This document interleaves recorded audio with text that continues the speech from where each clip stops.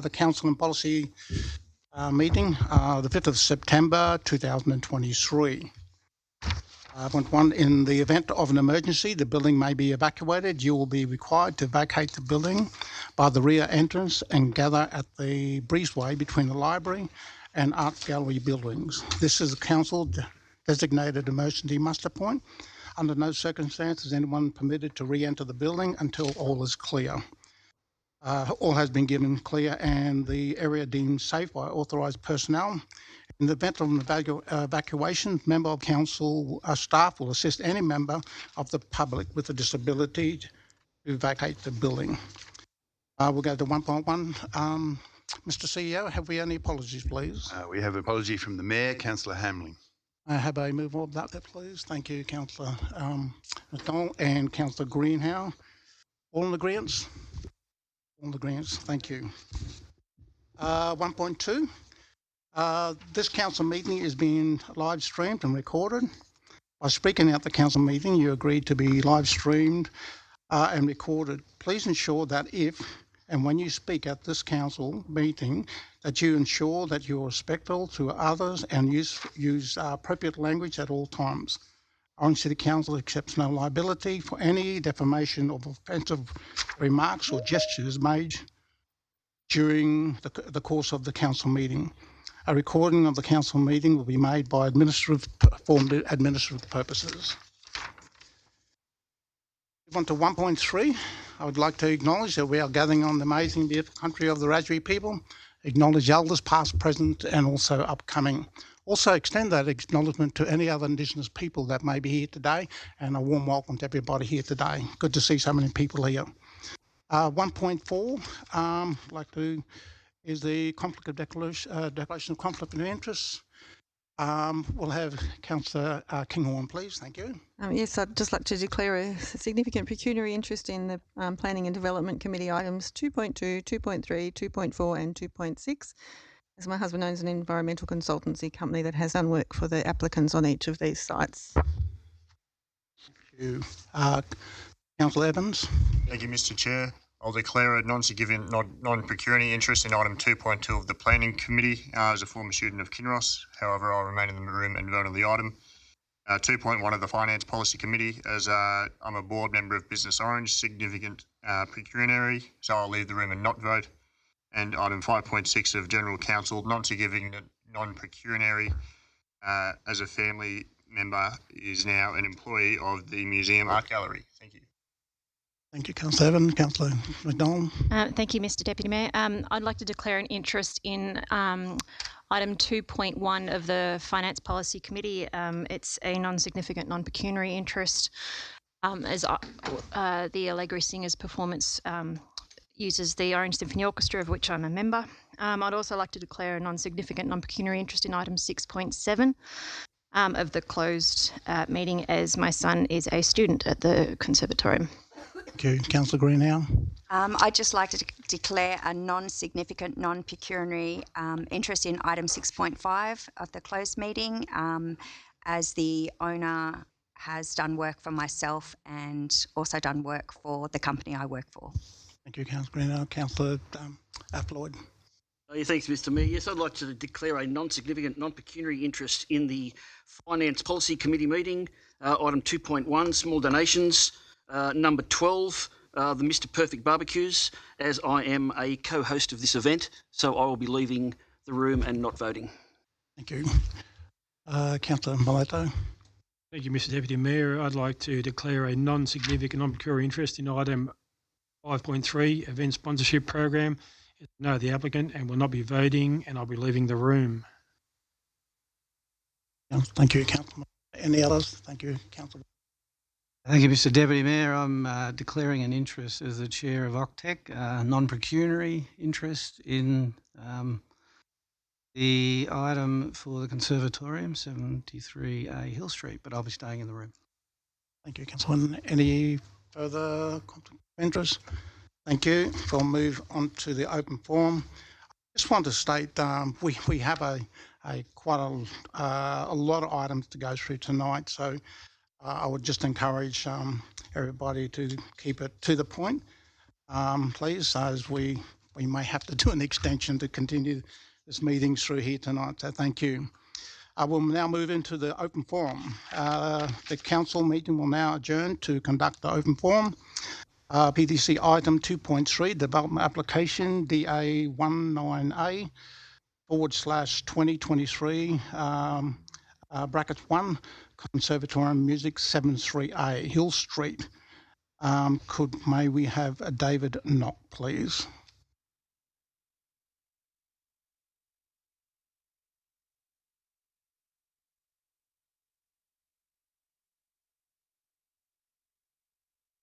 Thank you, Mr. Knock. Mr. Knock, you have 5 minutes. I will just introduce the councillors, please. Thank you. On my left here, we have Councillor Winton, we have Councillor Greenhow, we have Councillor McDonald, we have Councillor Mallard, we have Councillor Peterson, we'll also have Councillor Floyd, also Councillor Evans, Councillor Kinghorn and Councillor Miletto. Thank you. The submission that we've made is not in respect of the demolition of the building. It is in the way in which it is to be carried out.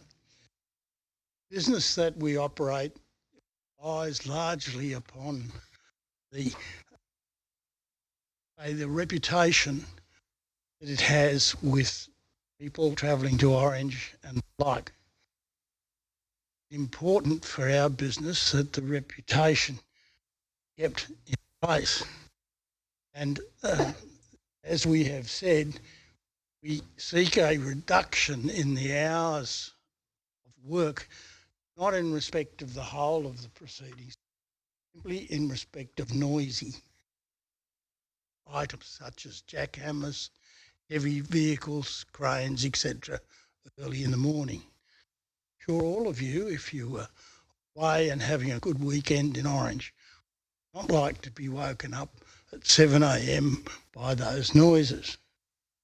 Problem for us is that if people do complain, these days Facebook and Instagram means that it's spread everywhere and it is very hard,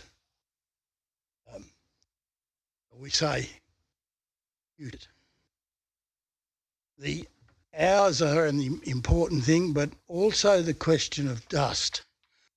The dust, leaving aside the question of asbestos, dust will enter our building through the air conditioning intakes, which are down on the end of the building adjacent to the conservatorium building, and it's on the south and east, so that the prevailing winds from the south and the west blow the dust in that area. Now, I know there will be means to dust, but I believe it should be a condition of the demolition, particularly in respect of our problems. The thing that concerns me, however, is the fact that the hotel has not been mentioned as being a neighbour that needs to be considered. Did not receive any notice of the development, and I'm told late now that didn't get it because it was addressed to the wrong address. However, great notice has certainly come to the right address. The hotel has been, as it were, left out of the consideration, and we're concerned about that. Councillors, if you go to page 66 and the third dot point on that page, you'll see that unreasonable off-site arising amenity impacts for adjoining residents are not anticipated. So no one anticipated that there would be any problem with us. Page 77 of your papers, you'll see the same situation. Unreasonable off-site arising amenity impacts for adjoining residents are not anticipated, and mitigation system. Not only that, but when I received these that finally the notices and was able to put in the submission. I wrote a letter to the General Manager as a neighbour to see if we could sit down and discuss this and reach some conclusion without having to formally proceed. However, that was a month ago and I've never received a reply. So my concern is that the way in which this was taken, that just simply didn't regard us at all. Excuse me, Mr. Knox, your 5 minutes is up. Would you, yes, follow the move on the connection? Thank you, Mr. Mileto. Thank you, Councillor Evans. I've just about Keep finished going, anyway. sir. You're right, sir. We just need to keep going. You're right. And I just believe that council should make sure that it considers the operation of businesses which are successful in the town and are bringing many people to the town, are considered and looked after. Thank you. Thank you, Mr. Knox. And I failed to mention, Mr. David Knox also comes from Dentoc Holdings Proprietary Limited. We have also now to the platform, speaking on the same motion again, 2.3, development application, Barbara Grayson. Barbara here. Thank you.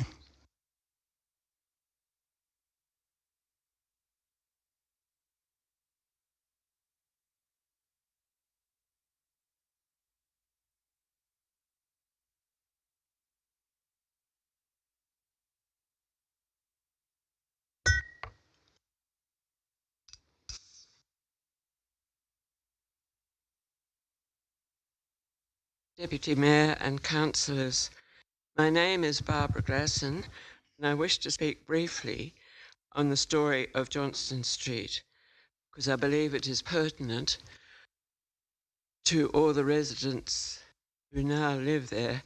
None of them have been there for more than 25 years and they don't know the story about it. It's a tranquil place to live and at times a busy street in close proximity to the Orange CBD. And as such, a number of residents live there in order to be able to walk to the city. From memory, the street was gazetted in the 1960s. Prior to that, it was a laneway leading to the centre of the block bounded by Byng, Clinton, Summer and Hill Streets. One elderly gentleman told me once, as children, he and his mates used to access a swimming hole in summer that was situated there, whether it was a dam, soak or pond. Some description, I do not know. Members of the Plymouth Brethren congregation used the thoroughfare as a dual carriageway in my time. I have lived on the corner of Byng and Johnston Street since 1980. Traffic increased on weekends, but that was not a great problem as the times that it was busy were short-lived. Occasionally there was a problem with speeding vehicles, but a word to one of the members living nearby soon put that to rights. Following the sale of the property to Orange City Council and their decision to use the building for the Conservatorium of Music in 1995, I realised there would be a considerable increase in traffic daily and the problems that might arise. I consulted with other residents and wrote a letter to the Orange City Council with their signatures attached to state our thoughts on the concerns as we saw them. Included were some of the following points: the narrow street with lack of footpath, problems with visibility at the Byng Street entrance, and the need for a speed limit, no on-street parking, lack of turning area, all relevant to the present demolition. Council responded by sending a busload of councillors to inspect the area for themselves, and current restrictions were established. I was told the roadway was 8 feet narrower than it should have been. There is now a lock gate at the southern end of the roadway, only to be opened in emergencies and for garbage collection. Signs indicating a shared area with a limit of 10k and no parking sign at the entrance to enable improved visibility on exit from Johnston Street. These restrictions have worked well for the responsible safety of the residents. I see no reason to change them, and should further developments of 73A Hill Street, if further development of 73A Hill Street should take place. Thank you. Thank you very much, Barbara Grayson.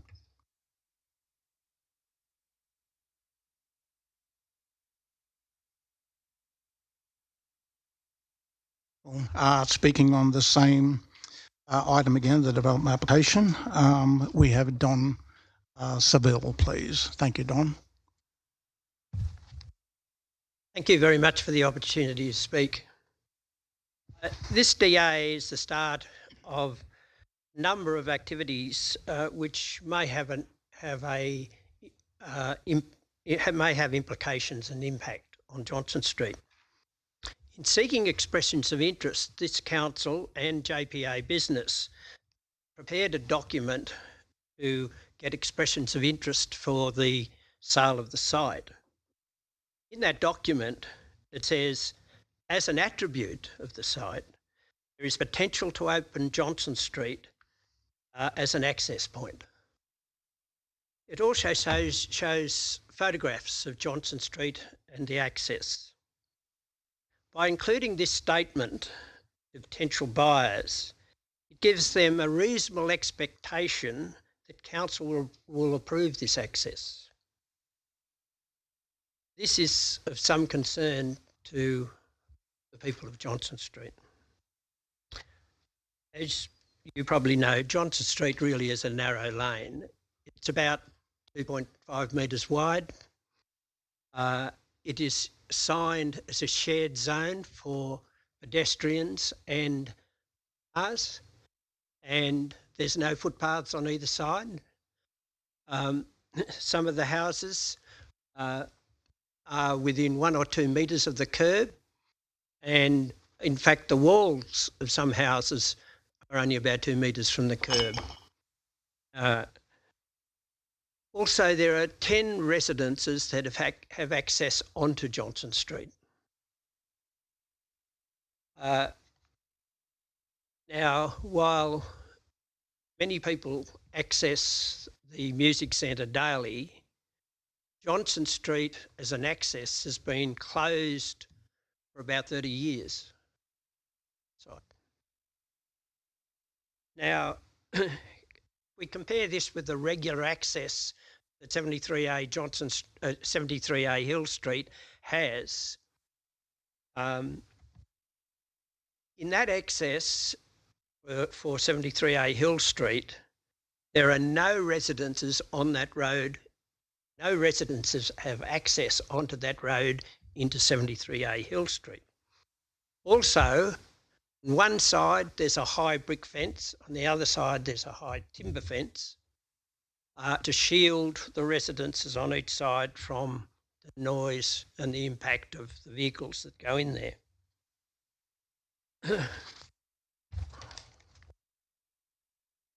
Now, this access has been the sole access and is two-way for the music centre for 30 years, about 30 years. A large number of people visit the music centre each day, and I expect that even after development, there'll be many less people who, once the development's done, who are accessing that site. So it's been the site for many more people than will have to access it in the future. Now, infill areas like 73A Johnston Street around town, there are a number of them in city blocks. And as far as I know, I think most of them have a single access. We are not opposed to, people in Johnston Street are not opposed to the development of 73A Hill Street. But we are opposed to the regular use into the future of a narrow lane like Johnston Street and the impact that have on the amenity of the people. One other small issue, we own 6 Johnson Street, which adjoins 73A Hill Street. The boundary is a brick wall of the toilet block of 73A Hill Street. In this DA, it's clear that when that wall is taken down and the demolition is completed, there will be a fence struck there. We have tenants in that building, in that house. They have a small child.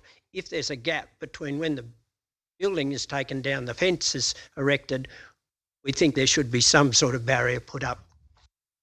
Thank you. That was all. Thank you, Mr. Seville. Okay, we'll move on to the next item, guest speaker, and the speaker will be speaking on the FPC item 2.1, bracket 7, Small Donation Grants Program Round 2 of 2023 Business Orange Awards. Mitch Colton, please, from the Business Chamber. Thank you. Good evening, Council. Thanks for having me.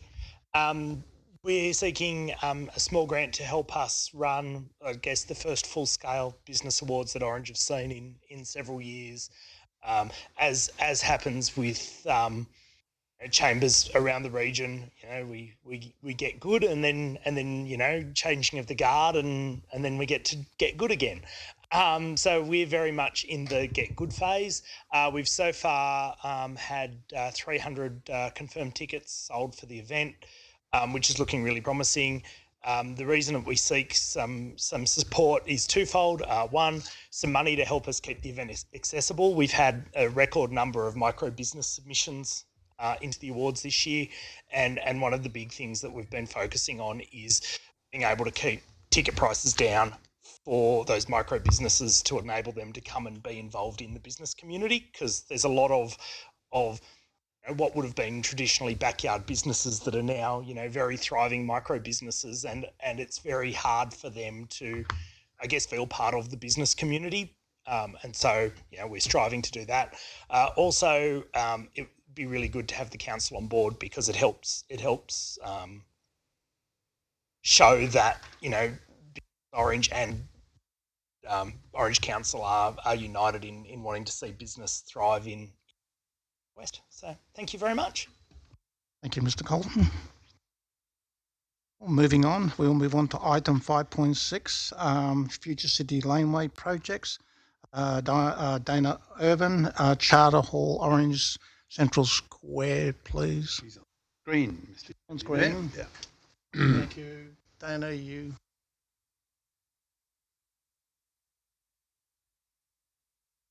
Yeah, hi everyone. Thank you. I couldn't be there in person, so appreciate the time. I'm Donna Irving. I work for Charter Hall.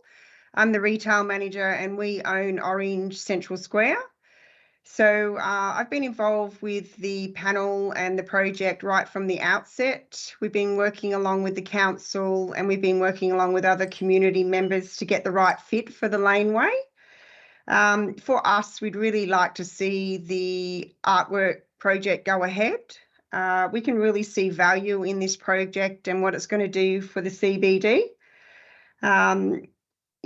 At the moment, the laneway is an eyesore. It's going to be, we're investing around $15,000 in the project. We're going to repaint, we're going to clean it up, we're going to get the gates removed. So once that's done, the artwork is really going to add a vibrant space. It's going to add colour, it's going to add light. For us, we can really see a family demographic coming into the CBD. The tourists coming in and visiting us are going to see that as a destination. They're going to be walking up and down the lane looking at that, along with all the other art that's been installed in the town. So after reviewing all the submissions over the whole process, we have settled on Daniel Templeton. Daniel's artwork is really going to be vibrant. It's really going to make it an interesting space. And for as property owners, it really ticked a safety aspect for us, as in it's got durability,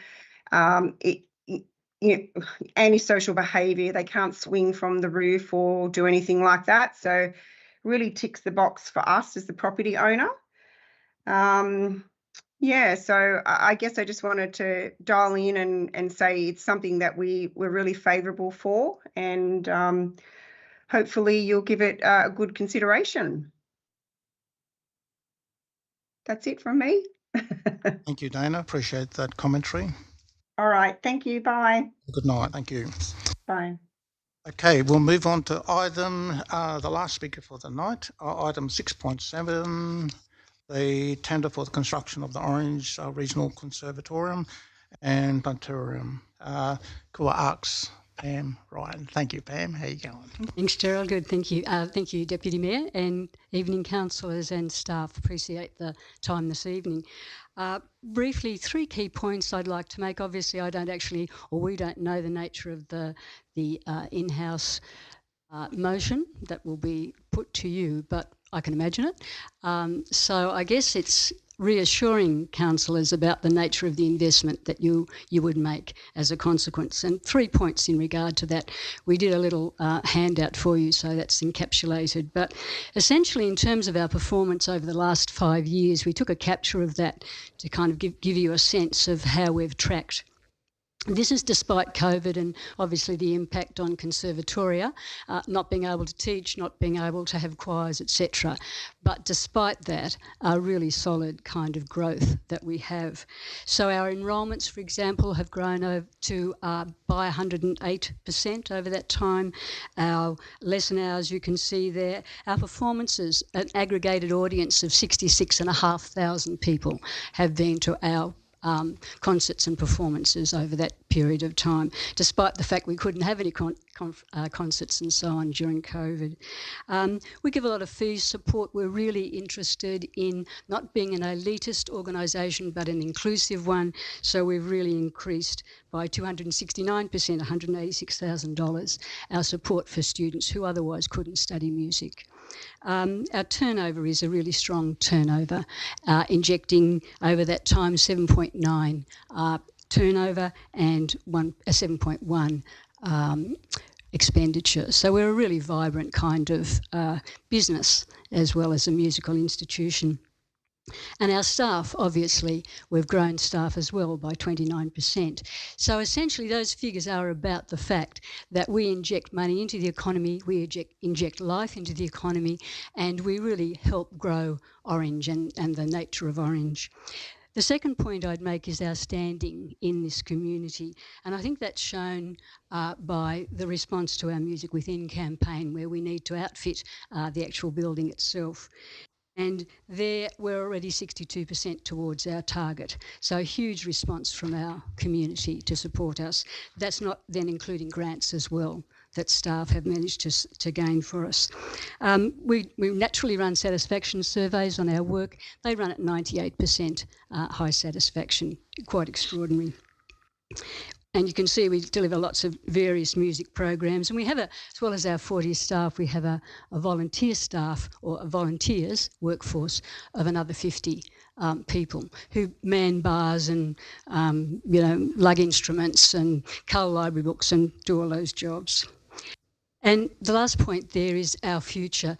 Because we are moving into a whole new kind of world, we need to plan for that now.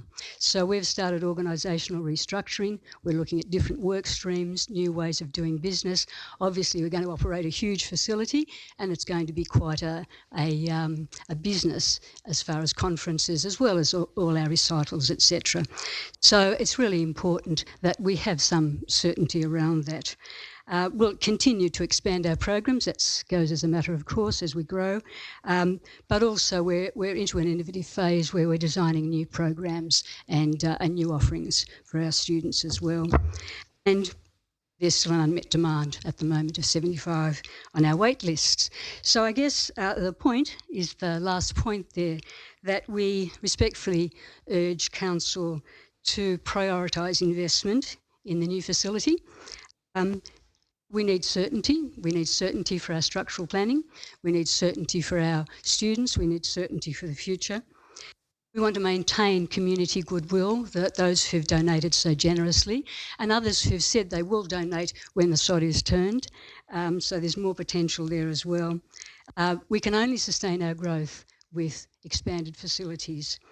And I can assure you, if that is the decision, if that's the case, then we will provide a very healthy return. The ORC will provide a very healthy return on your investment in terms of the economic, social and cultural enrichment of the city. Thank you. Thank you, Pam. Thank you for all those guest speakers that were here tonight speaking. I will now call the meeting back into resume council meeting, and we'll move on to 2.1. I did note that we actually covered that on the last meeting on the 15th of August. Correct. So we'll move past that one there. On to 3.1, which is the minutes of that meeting. Orange City Council. Can I have a mover for that meeting, please? The minutes, Mr. Deputy. Winton, a second, Councillor. Thank you, Mr. Mallard. Okay, any speakers on that there? There have been no speakers. I put the motion to order for the minutes and moved and approved. Thank you. We'll move on to the minutes, 3.2, the minutes of the extraordinary meeting of Orange City Council held on the 25th of August 2023. Noted. Thank you, Mr. Winton, and thanks to Councillor Greenhow. Noted there are amendments here in relation to those minutes there that have been distributed. Can I have somebody that... okay, any speakers on this? No speakers. Dan will call this one to a vote. In favour of this. Thank you to move it. Thank you. In agreement. Thank you. Okay, councillors, I wish to propose, just so we can keep the night moving along, because we do have a vital one of the vital things in relation to the election of the deputy mayor. So I'd like to move that 5.1 be moved to this point now. Have a mover for that. Thank you, Councillor Donald. It's a seconder. Thank you, Councillor Greenhow. All for? Against? Sorry. Can I ask why? Oh, it might be good to get the planning and development stuff out of the way for the people who've come to speak. Yeah, I just thought it might have been a good idea to move, then we can move through the process of that. I'm just trying to save time for the people who are here, so I'm not going to support that. Yeah, okay, thank you. So all in favour? Do it again, yep. Thank you very much. Okay, I'd like to turn it over to this, sorry. Okay. Okay, 5.1. So the election, 5.1, the election of the deputy mayor. Can I have someone to move that we and second this report? Thank you, Councillor Floyd and Councillor Mallard. Any discussion on this? Thank you, Councillor. I would like to thank you, Mr. Deputy Mayor. I'd like to move an amendment that candidates be given the opportunity to make a 2-minute speech prior to voting. Candidates can use time as they wish, but I suspect Shane would be interested to hear why they're suitable for the role and the goals they have if elected. Yeah, thank you. Councillor Jack Evans seconds that there. Is all in favour for 2 minutes for each of the candidates? Thank you. All in favour. That's it. And we'll move from there. Thank you, Peterson. Okay. Hand it over to the CEO. Okay. Thank you, Mr. Deputy Mayor. Officer. Thank you, sir.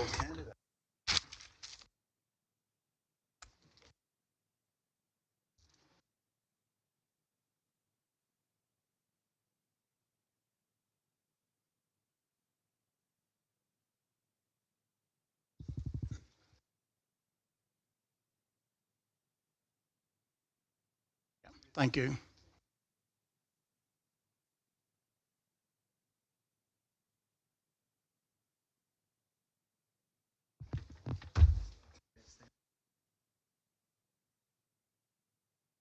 Pretty easy to decide.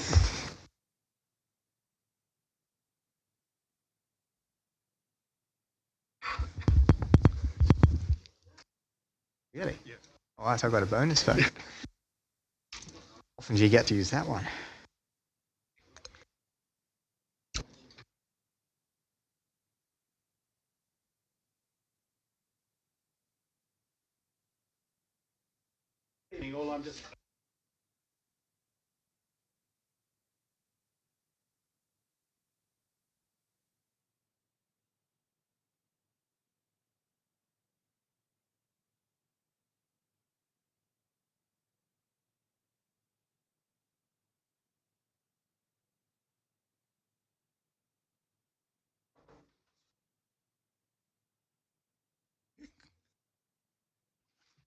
Press the button on the bottom. In the theatre tonight. That's all over votes. I'd like to make a donation to pension to Paul. Yeah, there's Stedford.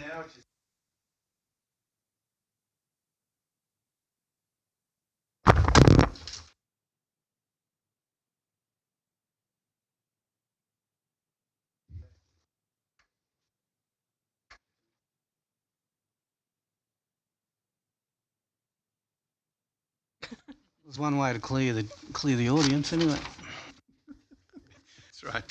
And that indeed is a keeper. Sorry.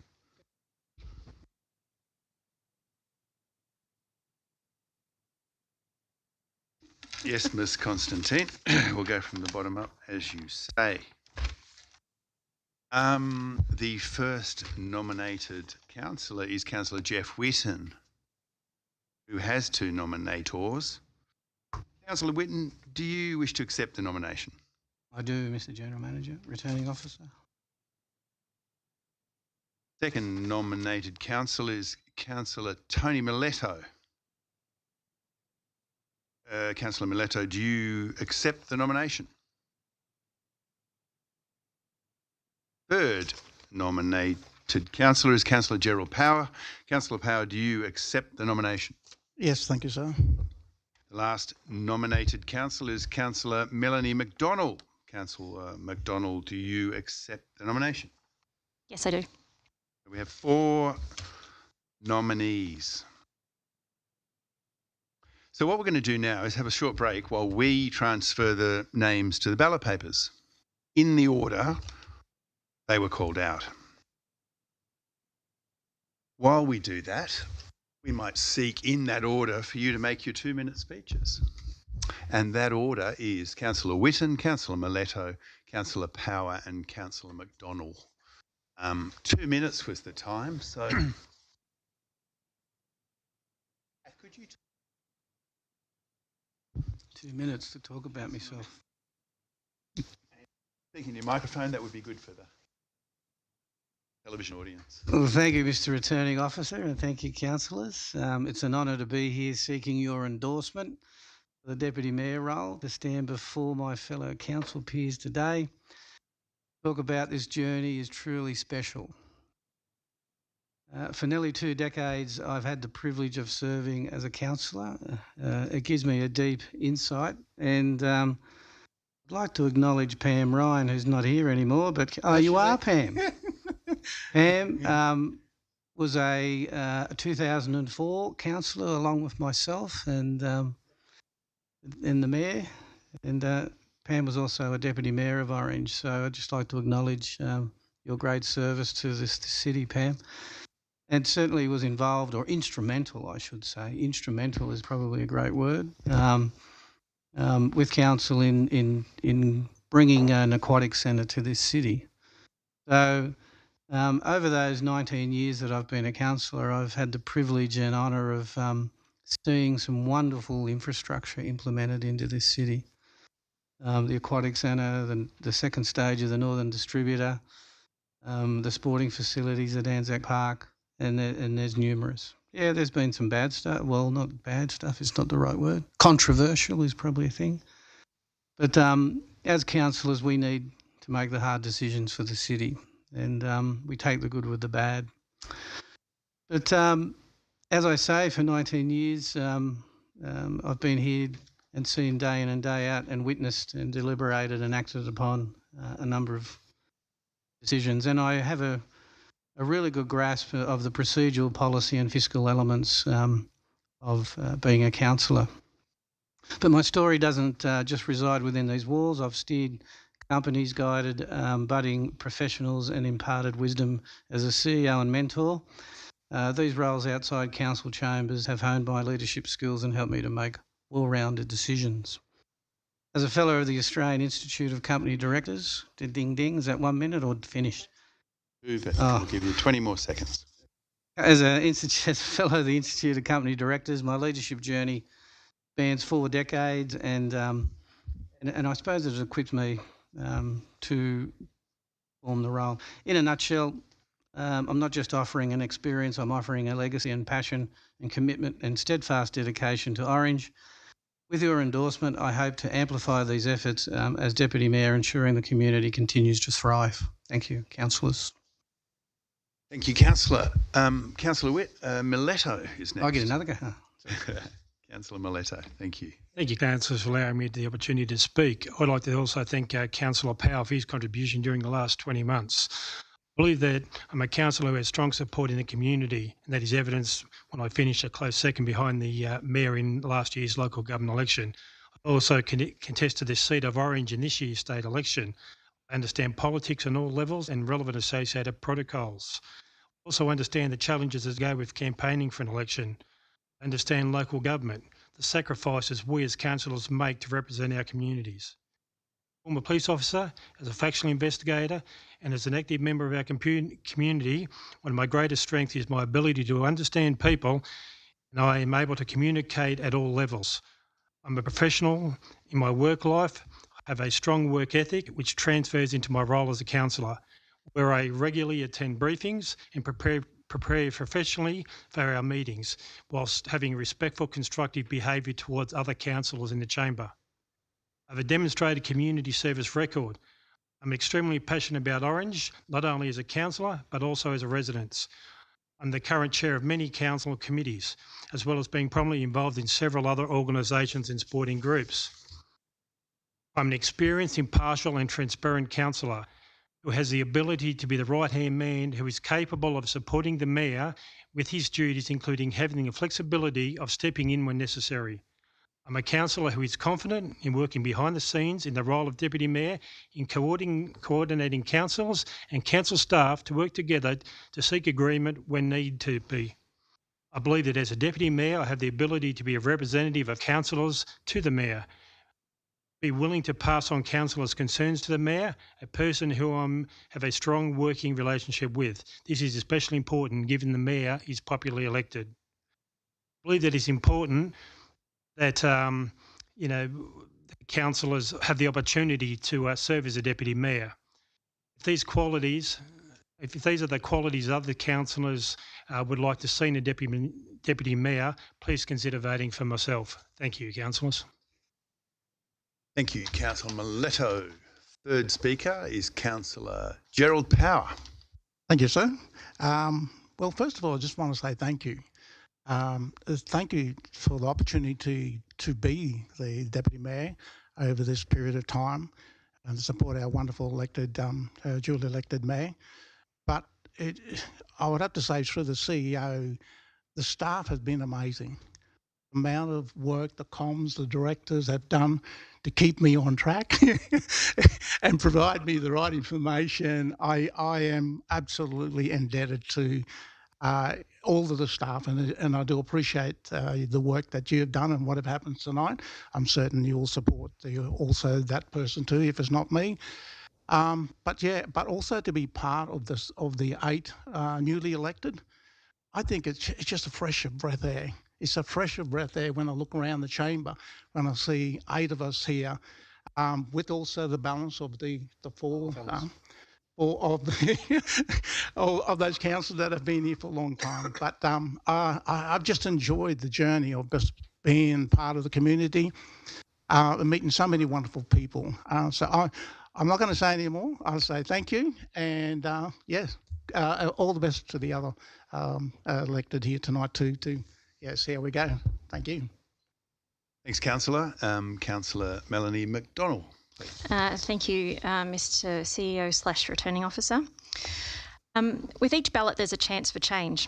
Councillor Power has been an amazing Deputy Mayor over the last 18 months. He is proof that you don't need to have been on council for years and years in order to represent our community successfully. I stood for council because I wanted to show our community that diversity is an essential part of good leadership. I also wanted to demonstrate that civic leadership can be compassionate, respectful and dignified. In my time on council, I've taken every opportunity to develop my knowledge and skills because I want to be the best leader I can be. Our community deserves that. Whilst I don't have the political party network some of the other candidates do, I'm no less able to create and develop relationships to support our community and take actions for the betterment of our city. I've led the drive for the development of the urban forest strategy, the draft of which is imminent. I've met with Zali Steggall and Bridget Archer MPs regarding our region's DV crisis. I've established DAPO, which is Domestic Abuse Prevention Orange, a community-run prevention campaign. I've organised and run a DV roundtable here in Orange with the Honourable Jodie Harrison, Minister for Women, Minister for the Prevention of Domestic Violence and Sexual Assault, senior police and representatives from local organisations. Being a single parent, I'm acutely aware of the cost of living crisis faced by our community because I experience it every day. It's a constant juggle, but it has given me skills I wouldn't otherwise have had. Coupled with my experiences in this role and in this chamber, I've become stronger and more resilient than ever before. And now I can fulfil the role of Deputy Mayor with honesty, respect and understanding. I ask for your support in electing me Deputy Mayor. Gerald's left some big shoes to fill, but I have my own shoes and they'll make a mark worthy of our community. Thank you. Thank you, Councillor. I will now ask Kath to hand you a ballot paper, one each, and you need to mark the ballot paper in accordance with the instruction on the top. It's rather simple. Any informal votes will be rejected, and we'll talk about that afterwards. Thank you. We're doing an ordinary ballot, so you have to vote for one person, one box.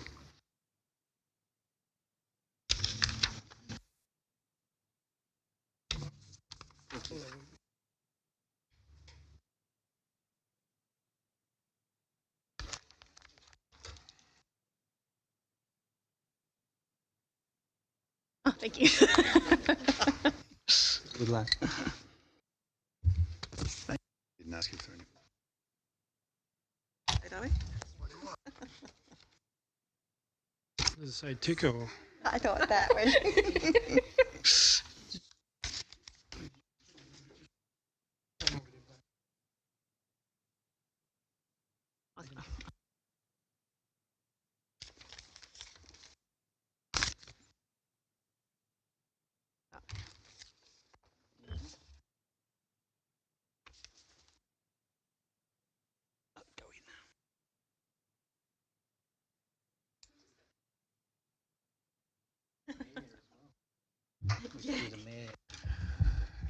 Has every councillor voted? Have you voted? Everyone's voted. Okay, thank you. Bear with us. We'll now count the votes. Could have done okay. Yeah, that's right. I'm the returning officer.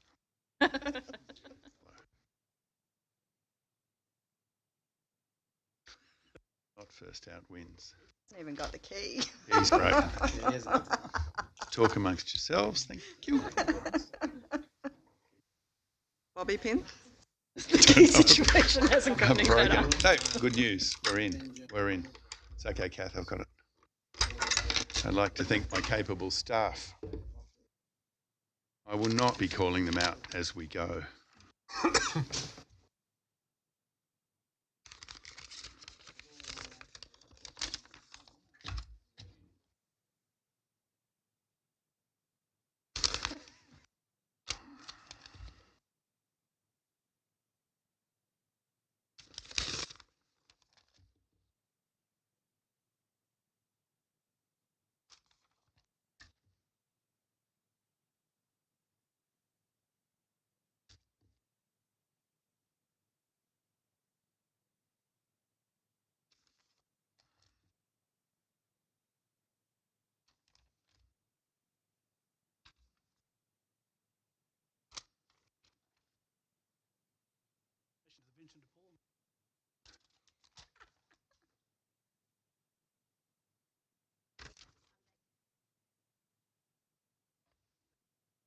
Box is empty.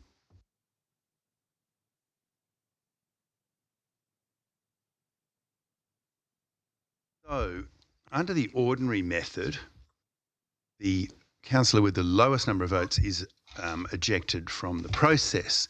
We have Councillor Whitten with 4 votes, Councillor Miletto with 3 votes, Councillor Power with 3 votes, and Councillor McDonald with 1 vote, who is now removed from the process. Now we repeat the exercise with those 3 councillors. They're with us.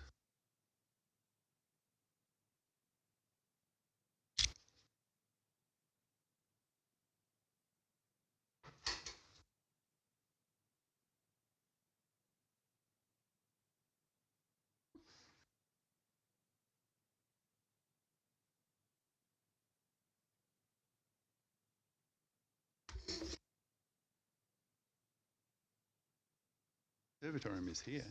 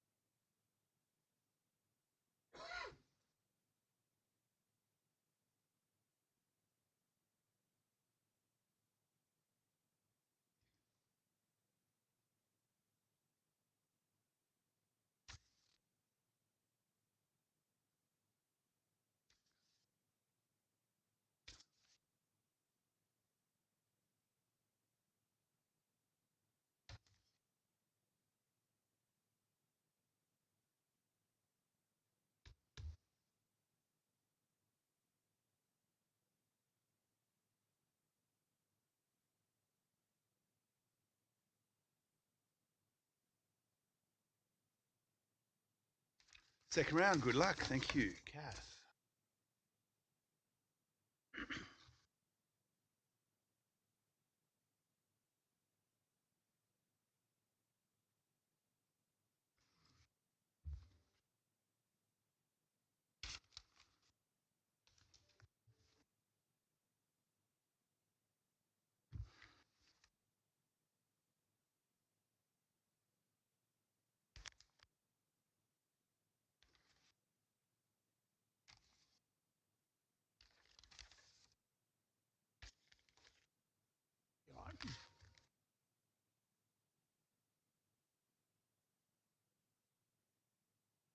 Never going to get that full.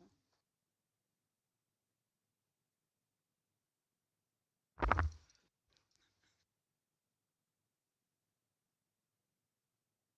like, what? You have to be.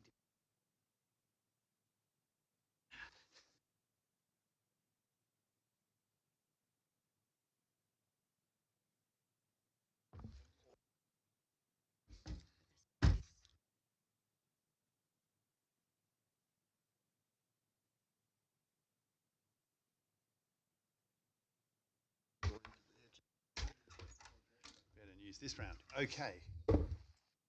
Here we are, Council.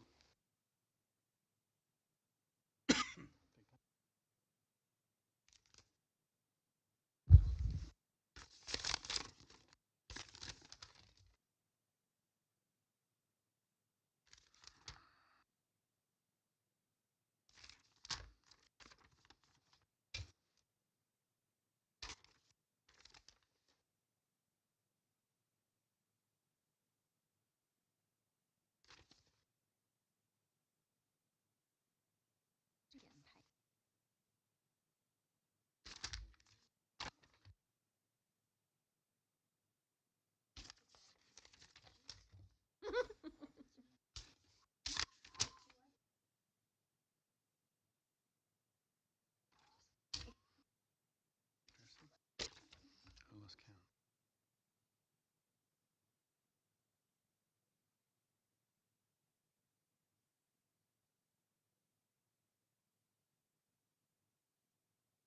Councillors, you'll remember that the lowest number of votes will be ejected.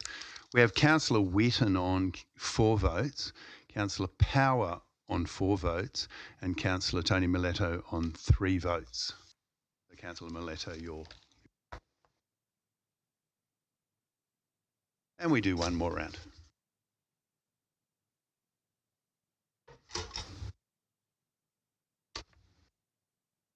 Bear with us.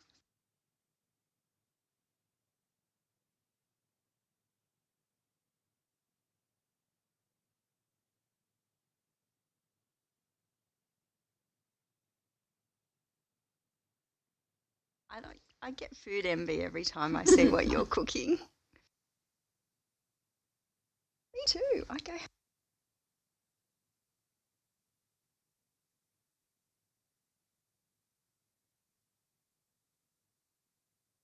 You going to vote? Do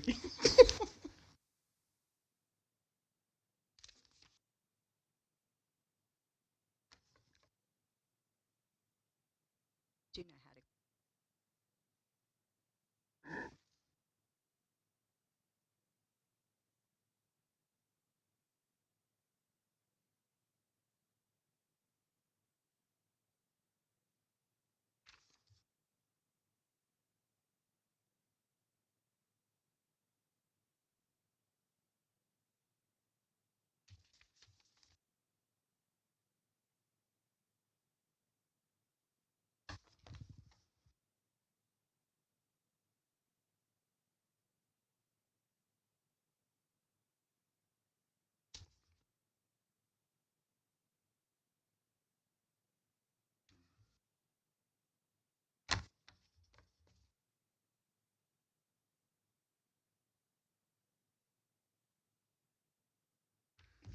Here we go.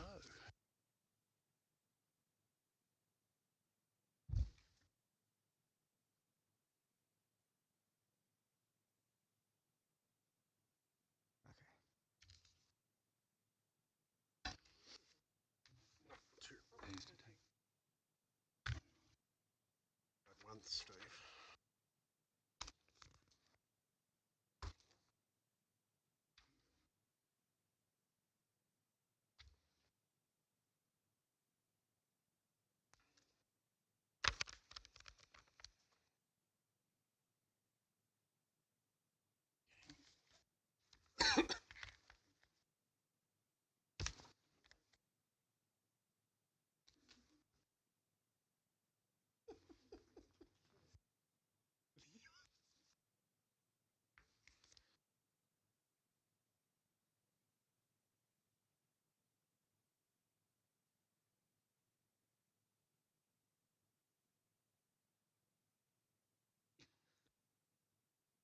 Thank you, Kath.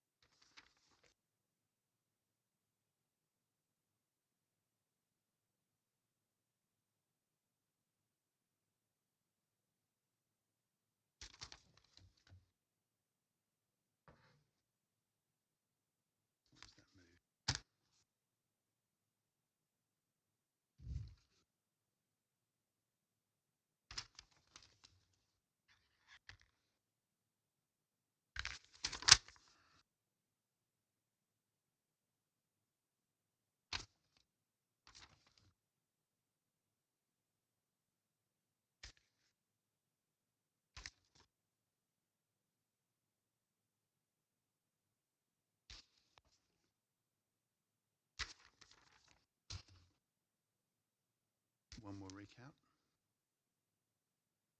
Let's do that.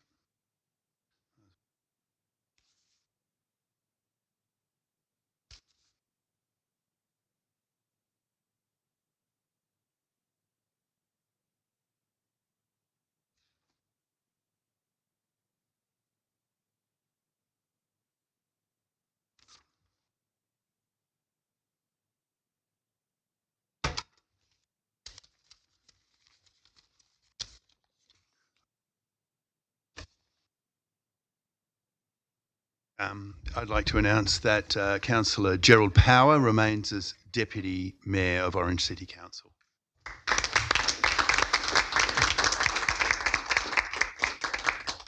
Well done, G. You're back in the chair. Oh, by a vote of 6 to 5. Thanks, Scott.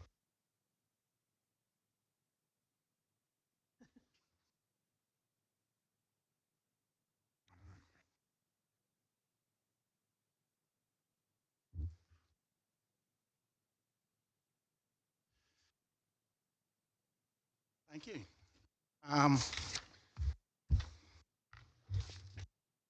12 months.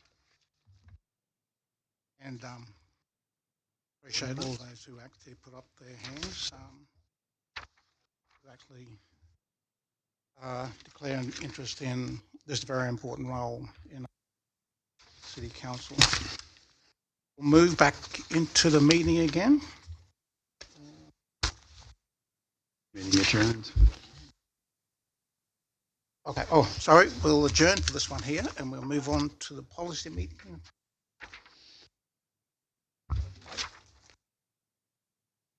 All right, Mr. Jeff Wintons.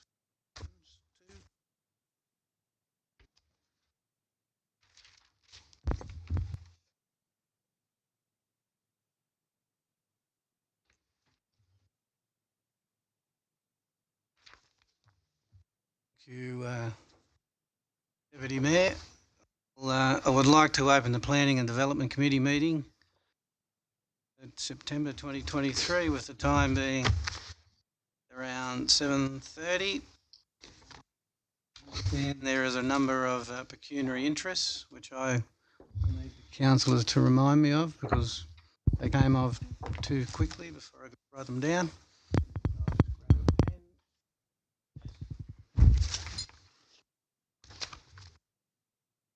Would you like to?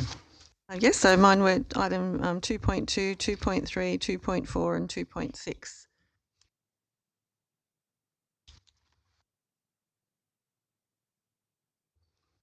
Evans, I believe you had one as well. Yeah, it was 2.2, but I'll also change that to a non-significant, non-pecuniary, but I'll leave the room in this instance as I've overlooked they're also a customer. Thank you, Councillor Evans. Any other councillors who had pecuniary interests they wish to declare? No. Item 2.1, items approved under delegated authority. Recommendations on page 5. Have a mover. Been moved by Councillor Kinghorn, seconded by Councillor Evans. Any discussion on this matter? Being no discussion, I'll put the motion. All in favour? Show of hands. Against, the motion is carried. Item 2.2, which I'll wait for was to leave the chamber.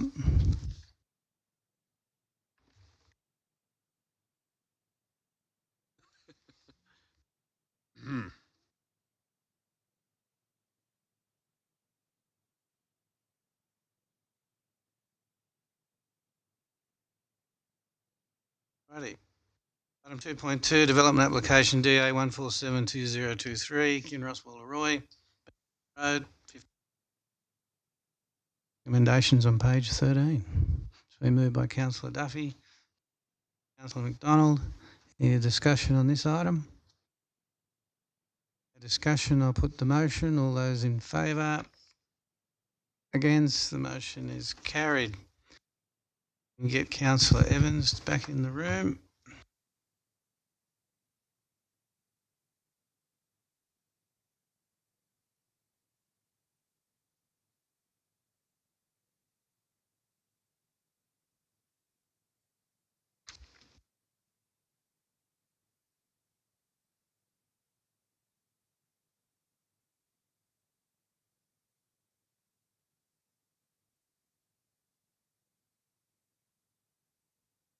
Alrighty. Item 2.3, development application DA Conservatorium of Music, Hill Street. Recommendation is on page 5. Do I have mover? Been moved by Councillor Floyd, seconded by Councillor Peterson. Discussion on this item. Councillor Miletto. Thank you, Mr. Chair. I'd just like to make an amendment to the motion if I can. Moving an amendment. Yes, please. What's your amendment, Mr. Councillor Miletto? That council the council engage in constant communications with Mr. Knott throughout the progress of the demolition of the building. Listening to Mr. Knott speak here tonight, he raised some legitimate concerns which potentially could affect his business. So I think it's important, bearing in mind that he wasn't consulted during the process, that he be given the opportunity to be consulted as to the ongoing developments with regarding to the demolition of that building and clearing that site, which could potentially impact his business. So I'd like an amendment to the motion, if I can, please. So what you're not. So you're happy to have the motion approved, but you would Yes, like to with add that condition. with a condition, okay. To add the condition, okay. I have a comment from the director. I'll just get Councillor Floyd. I think Councillor Floyd, you moved the motion, but you're happy to add that as a condition? Yep. Okay. Second, happy to add that as a condition? I am. Thank you. Councillor Duffy, you have a question? Comment from the director of what that can do to the.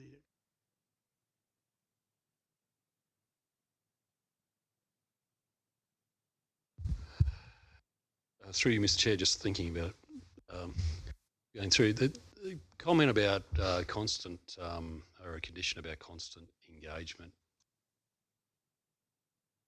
Regular. I'll change the word to regular.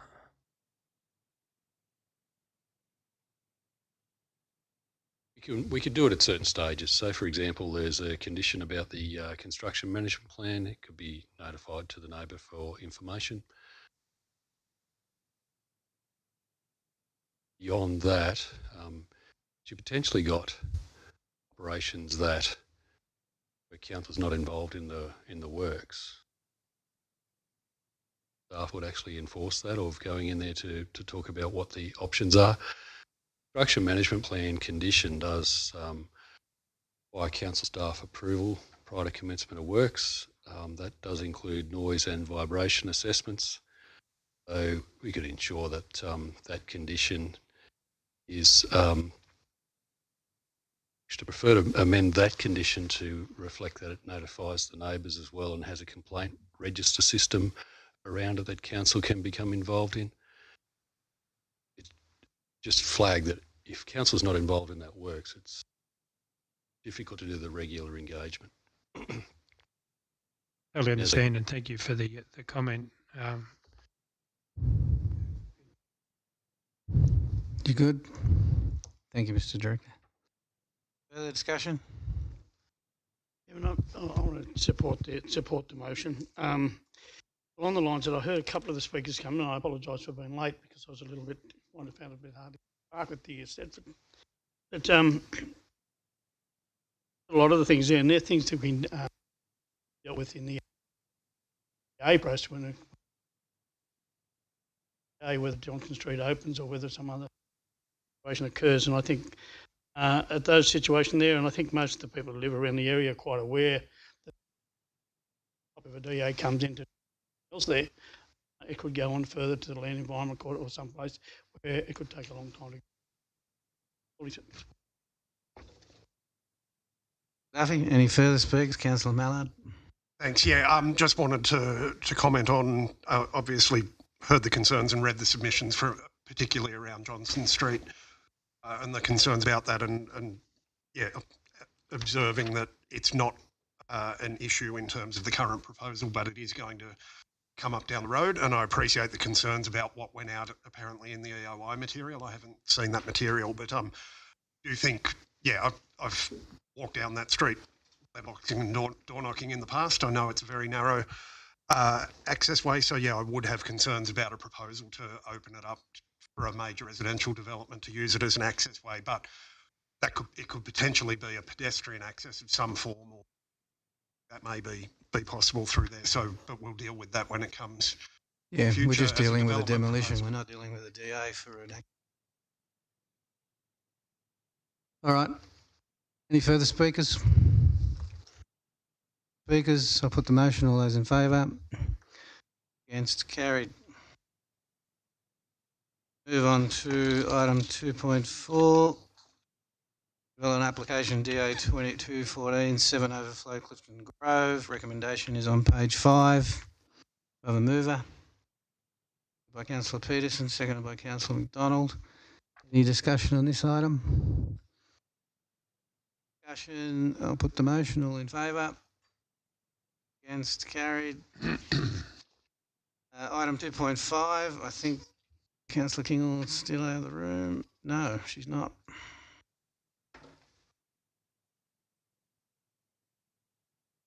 Well, I can move on to 2.6. Well, she's out of the room, but she's too...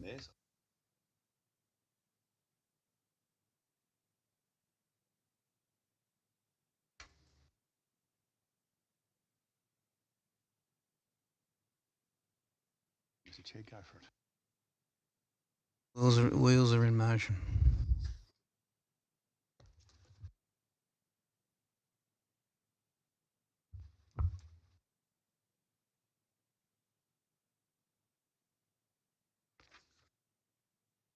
Item 2.5 is a development application for 141 Matthews Avenue. Recommendation is on 191. I'll move the recommendation. Yeah. Seconded by Councillor McDonald. Thanks. Yeah, happy to support this approval. And I know childcare developments have been controversial. They tend to get submissions from the local neighbourhood, concerns about traffic and noise and those sorts of things. But I genuinely think the solution to that is that we have a massive shortage of childcare facilities and we actually need them in every neighbourhood so that we get to a point where hopefully people can walk their kids to childcare and we have neighbourhoods where there are early learning facilities readily available and close by. I also think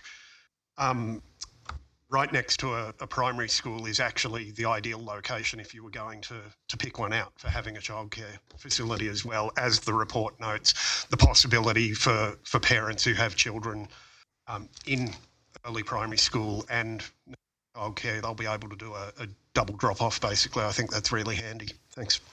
Thank you. Any further speakers? Chair. Councillor Evans. I'd like to move a motion forward for a deferral, please, Mr. Chair, if I can get a seconder, maybe. But based on some of the... Just one moment, I need to get a seconder, mate. I have a seconder for the amendment. Have a discussion. Greenhouse. Based on some of the comments around traffic, I fully agree with a lot of the points Councillor Mallard's made. Page 218 makes reference to, the increase in traffic per second and whatnot, but it doesn't give a lot of detail about pedestrian movement and any increase in pedestrian movement and how that's going to be impacted by the increase in traffic. I'm just wondering if we can defer and get a more detailed copy of the report that's referred to on page 218, and we might be a bit more comfortable moving forward and addressing community concerns. All right, we have an amendment to defer. Everyone understand that? Councillor Duffy? Yeah, thank you. I just don't. I from the director. We approved a childcare centre in Arnie Drive, which was on an actual intersection. All these same issues that came up with that were dealt with by the Land Environment Court. Is that correct? So, a little reluctant to let this go on further to where it could be dealt with here tonight. Through you, Mr. Chair, yes, Councillor Duffy, that's correct. Same issues that were raised in the other two court cases, three actually, we've been through two different sites, were considered during the assessment of this application. To answer your question, Councillor Duffy. Councillor Mileto. Thank you, Mr. Chair. Look, I'm going to speak against the amendment. I believe that the applicant has demonstrated a willingness to address those issues of concern regarding traffic and parking, and that's evidenced by the fact that they've got 17 on-site parking spaces which are now underground.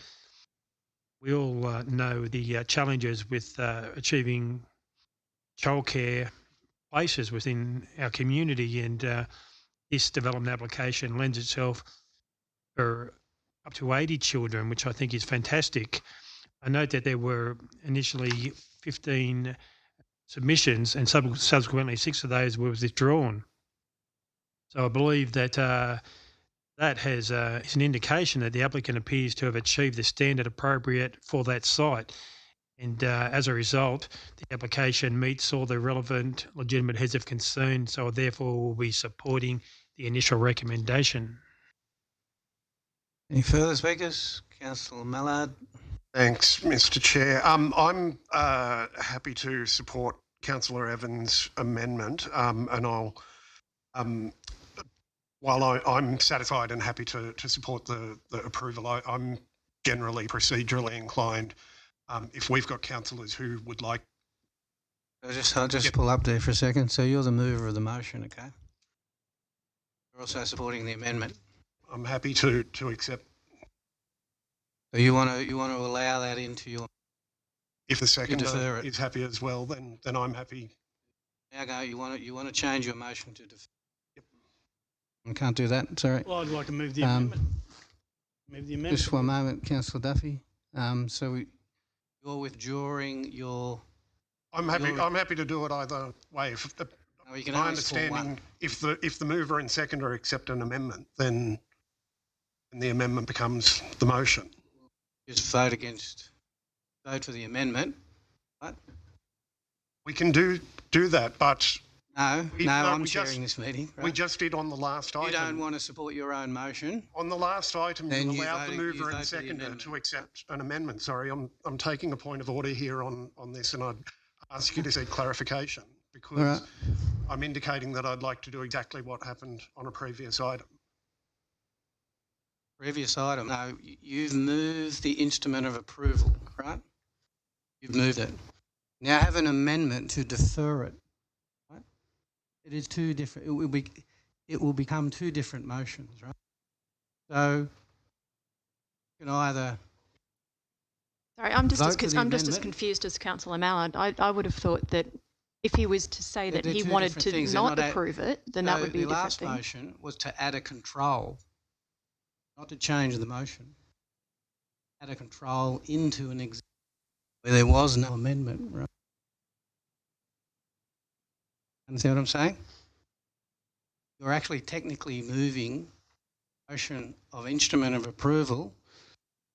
Councillor Evans is deferring that instrument of. So last time we had an instrument of approval to add a condition, right? Not an amendment, which is another vote. We never voted on that, right? Because the mover and seconder indicated that they accepted the amendment, and that's But what to I am. add an additional role into the motion, right? In either case, they're an Physically, amendment. you're changing the entire motion. So if you add it, so if you say, well, you're effectively withdrawing your moving of the instrument of approval. All right, I'm happy. I'll take your ruling. Yeah. on So it. That's my fine. advice is, if you don't want to vote for your own motion and you like the amendment, vote for the amendment. Okay, so can I return to speaking on the amendment as I was doing? Please do. Yep. Yeah, I am happy to agree to deferral. As I was saying, I consider that, you know, we get these council papers and there's a lot of information to digest, but there is supporting documentation as well. There have been occasions where I've requested from the directors supporting documentation so I can look at some of those reports, and on the timeframes that our meetings come up, we don't always get the chance to do that and review them beforehand. I think we've done short deferrals for things like site inspections before. I'm happy to support so that councillors have the opportunity to satisfy themselves about the merits of a proposal before we vote on it. So I support it now. I expect that if we defer and it comes back, I'll support it again. I hope that it might be unanimous support at that point, but that's why I'm happy to support the amendment. Councillor Mallard. Councillor Kinghorn. Thank you, Mr. Chair. I actually have a question which will make a difference to whether I vote for the amendment or not. So can I just find out, I've read through all of the paperwork that went with this, and most of the parking and pedestrian concerns were addressed, I thought, because the times of the major times of drop-off and pick-up were different to the school times, so it wasn't such a drama, except for those people who will be doubling up by dropping kids at school and at the childcare centre. The one that concerned me a little bit was sorry, I haven't got the page, but there's a bit that says it's not really a drama because it's already a driveway. But I just think the idea of a lot of cars going in and out, you know, if it's a house driveway, then you're not going to have 70, 80 kids getting dropped off and picked up every day. So I was curious as to why that was put in there, because I think that's weird. I think that was in relation to the number of car parking spaces out the front. So there's reverse angle car parking in front of the site. Moving one of the car parking, the driveway from one side down to the other side, referring to around 4 car parking spaces in front of the site. So it wasn't going to change that. Driveway width does double because it's got two-way traffic from the single driveway. So I think it's referring in relation to the number of car parking spaces aren't lost by the. Okay, I'm sorry. I thought it was referring to traffic movements, which made a difference. So it doesn't. Okay, thank you. Thank you, Councillor Kinghorn. Any further speakers? I'll speak before you have your right to reply. Otherwise, I can't talk. Councillor Evans. So yeah, childcare facilities, as Councillor Miletto, we've had lots of experience with them and ended up in the Land and Environment Court. Mr. Director, this amendment, what is it? Its objective is to do what? To get a better understanding of traffic flow. Is it going to change the condition of the approval by deferring it, and how is your report going to change? Through you, Mr. Chair, I understood the request is for the copies of the traffic studies to be provided to the council. Yep. Not doing any site inspections or follow up further. There's one traffic study plus an amendment, I think, with it that came through with the application as I was progressing. So I understood I was just providing those documents to council, brought back to a next meeting for determination if it were to be deferred. But it wouldn't change your position? The recommendation would remain the same. We consider that it's adequately compliant. Yep, as I thought. The recommendation remains as approval. Nothing would change. Okay, good. Thank you. All right, we have an... Oh, sorry, right of reply, Councillor Evans. My apologies. Yeah, as I mentioned, generally I'm happy with this application. I just think as Councillor Mallard mentioned, bringing this extra bit of documentation that's referenced in this report forward for consideration is just going to help us make a more informed decision and maybe put residents at ease rather than just jumping into it. But I wouldn't request at this stage for anything to be changed other than for... Righty. Have an amendment to defer the approval. All those in favour of the amendment? 2, 3, 4 against. 1, 2, 3, 4, 5, 6 against. The motion is to approve. All those in favour of approval? Unanimous. Thank you, councillors. Item 2.6, and sorry, Councillor Kinghorn, I'm going to give you some more exercise.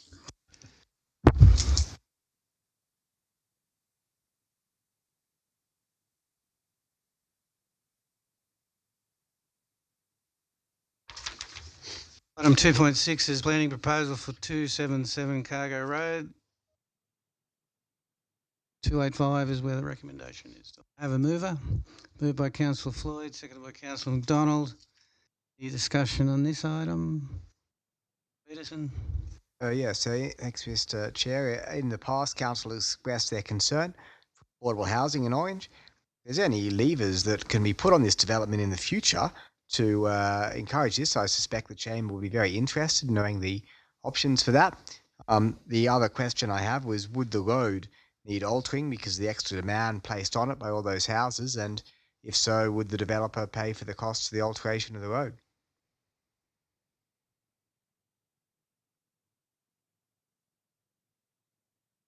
Mr. Chair, I'd answer the first part about levers for affordable housing. As with all planning proposals that we've had recently since the adoption of the housing strategy, I have been discussing with the developers as they come through affordable housing options. Our focus has been on the Redmond Place Redmond Place housing project that council's in the process of planning. In terms of this one, I have spoken to the developer. He's interested in affordable housing, not necessarily for this site. He had another site in mind. Certainly aware of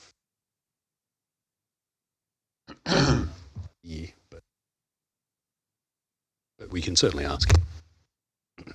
With the road, if the road then has additional traffic on, is that our responsibility or developers or both?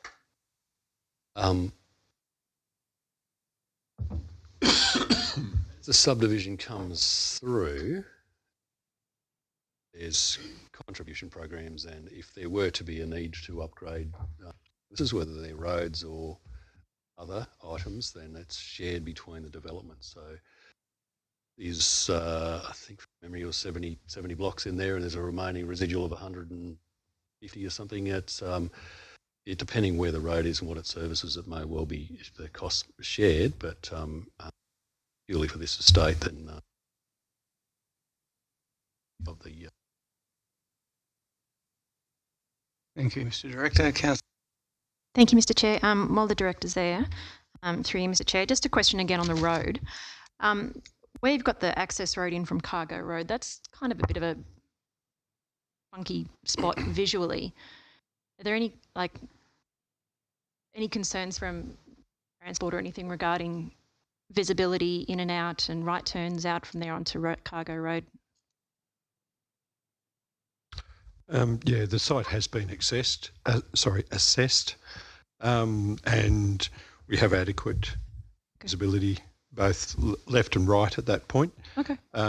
It's kind of on the crest of as you go through there. So there is a removal of tree, but there's also some subsequent planting within the blocks proposed to provide a buffer to Cargo Road. Okay, cool. Thank you. Thank you. Councillor Mallard. Thanks. Somewhat related, I think I had a question through you, Mr. Chair, that might be for Director Greenham.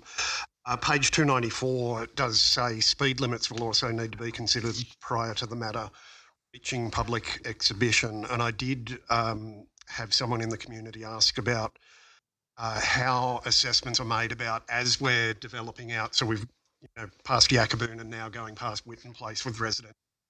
Same on the other side of Cargo Road. Speed limits, I think it goes coming down into town, you go to 50 down Plowman's Wetland, basically at 60 coming down the hill, 80 up over the crest. What's the process for assessing as the city expands outward, whether the slower speed limit zones need to move outward as well? Thank you for the question, very relevant. Council and Transport for New South Wales, since the development of the housing strategy, have started up mutual meetings on a regular basis, on a quarterly basis or bi-monthly basis. This site has been looked at with both the developer and Transport for New South Wales at the same time. Transport for New South Wales are aware that we're a growing city. At some stages, appropriate changes to the speed zones will need to be in. For that one, and I do have another question, Mr. Chair, which may be for Director Hodges through you, potentially, which relates to, so there's an amount of parkland public open space included in there, but and I'm happy to support this because I understand it's the start of a process, but are you able to comment at all about what sort of assessment and what consultation goes on to work out, is it adequate in terms of the amount of public open space that's being provided and in terms of the connections through? Like I think it's talking about that road through to Whitten Place being important. Yeah, how does this process play out in terms of making sure that it's actually yielding a good development with good green space and other amenities? Mr. Chair, the key driving factor on that is the original housing strategy, which did actually identify some areas in the middle that followed, particularly through that area. There's a bit of a swampy part, and so we can see that that's going to be successful. developers will need to use that as some on-site detention and kind of guided by both the housing strategy and that restricts the development. It's generally in accordance with the originally considered with the housing strategy. Much of the open space that it came across with the lower spots.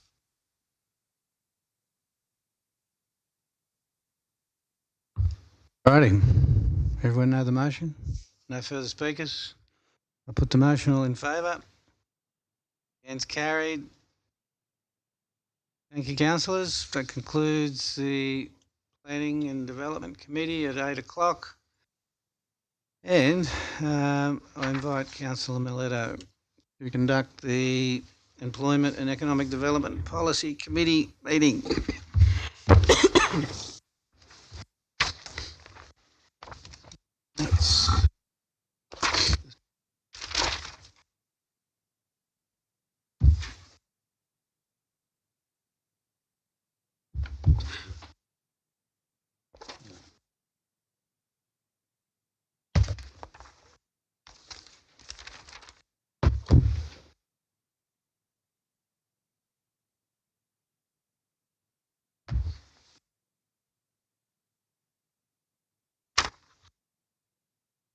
Thank you, Councillor Whitten. I'd like to open the Employment and Economic Development Policy Committee meeting with the time now being 8 p.m. We have a look at item 1.1, declaration of interest. I don't think there have been any, so we'll move on to item 2.1, which is the minutes of the Economic Development Community Committee held on the 14th of June 2023. There's a recommendation on page 5, councillors. Do I have a mover? Thank you, Councillor Greenhouse. You have a seconder? Councillor Peterson, thank you very much. Is there any discussion regarding this item? Oh yeah, one question to you, Mr. Chair. On page 7, I noticed the former Tip Top Bakery site is listed as the 5th consent for a motel that hasn't been built. That slow pace may be a problem, impacting housing supply for encouraging Airbnbs if these motels aren't being put up. Is there anything we can do to speed up the process, or is this out of our hands? Mr. Chair, it's an interesting question, isn't it? We don't see those hotels being built after we approve the DAs. Although we can say this, Lord's Place Hotel is proceeding to be constructed. Mr. Hodges, just nod. Correct. The Tip Top has a DA. It is approved. We know they're a good. It's not approved yet. That's what I meant. But we know they're a very credible operator from Canberra, and they paid good money for the site. Question I was going to ask Mr. Hodges was, I have heard of movement across the road here where there was a significant hotel DA approved, where the bike shop is. Can you tell us anything else? Chair, no, I haven't been speaking to the developer on that one. It's getting close to the expiry of it, but so they need to move soon. That's probably the oldest one out of the 5 that have. Just wait and see. So what it is the any development application in Orange, we don't restrict it there as in a time of extent of the consent. If it's not acted upon, it expires. There are some of these developments out there that have actually technically started, so they are infinitum approvals now. Done any works lasts for 5 years to reapply. Half an answer. We acknowledge the problem. If they reapply, will that then cost them more money? So that means there's an incentive to actually get on with it. Yes, that's correct. It's all bets are off. It's a brand new application. We start for the process again. It's entirely in the hands of the developers when they start.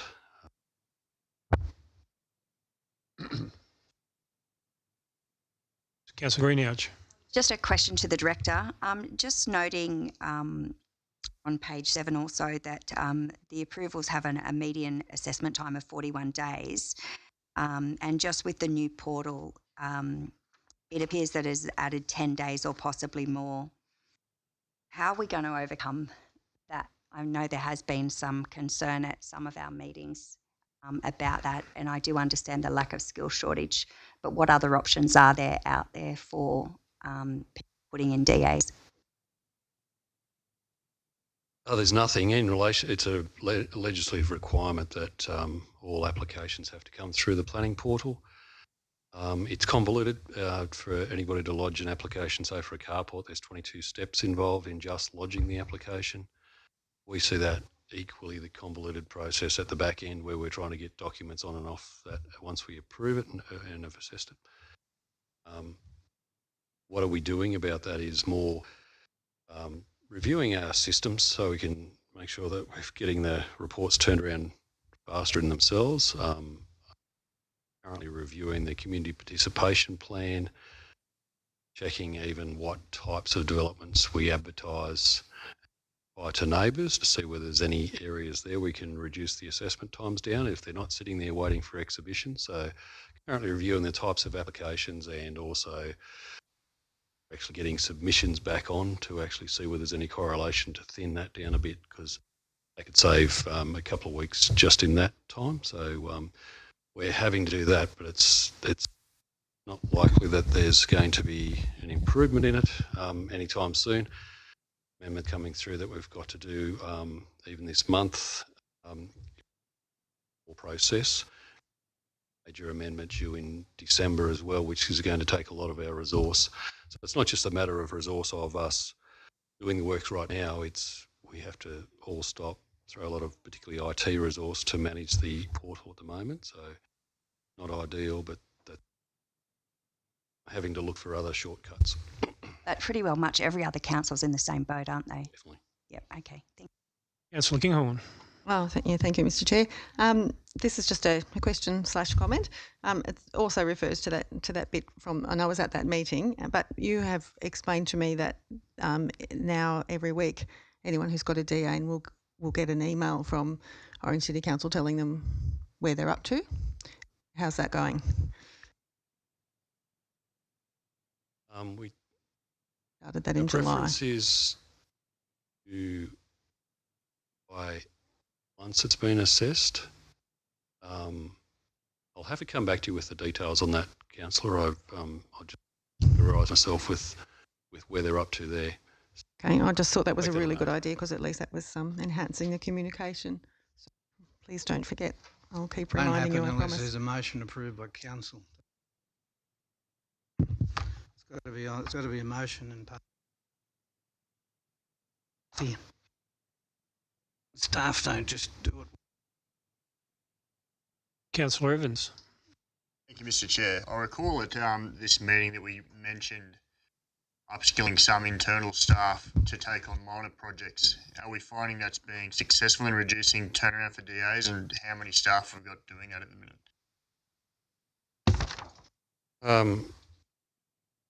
In the planning team, there are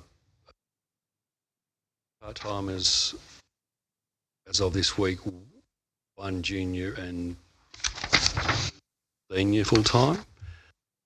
We're also looking at filling another vacancy as well at the moment. We've been recruiting for the last few weeks. And that's the second time we've done in the last couple of months. We also have some building surveyors that are 3, 4, 5. There's 5 also other staff that do some development applications. We have just over 100 that are on the list of assessments at the moment. Certainly getting through them. It's similar targets to action and success, I suppose. We got similar assessment times, and that's the reason for the review of systems to try and work out what other ways better, fast track templates, that type of thing. We're not sitting on our hands with that one. We're trying to find a way to actually make these reports smaller, as you've seen tonight.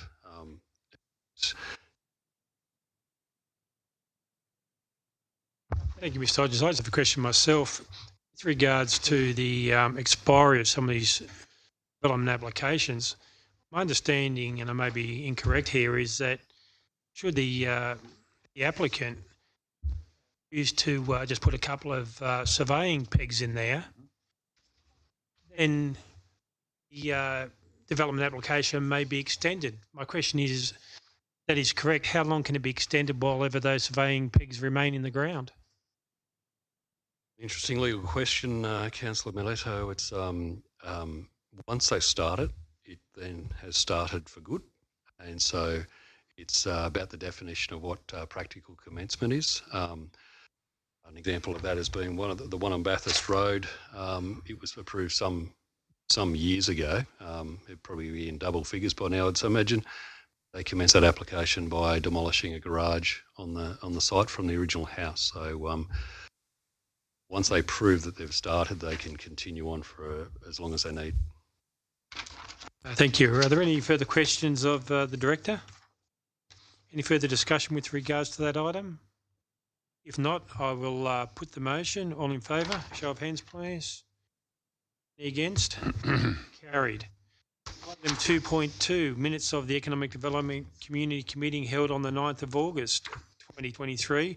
There's a recommendation on page 21, councillors. Do I have a mover? Councillor McDonald, seconded by Councillor Greenhouse. Any discussion with regards to this item? There being none, I'll move the recommendation. All in favour? Any against? Carried unanimously. Thank you, Councillor. That concludes the Employment Economic Development Policy Committee meeting, with the time now being 8:12 p.m. I now call on Councillor Evans to conduct the Infrastructure Policy Committee.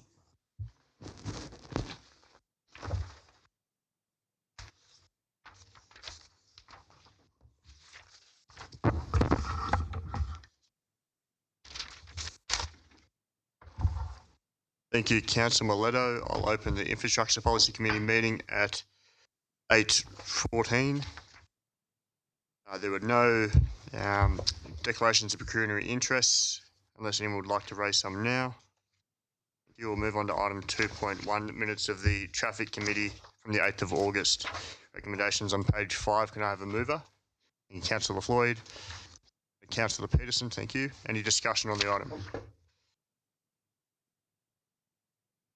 Being none, I'll put the motion. All in favour? All unanimous. Move on to item 3.1, current works, on page 30.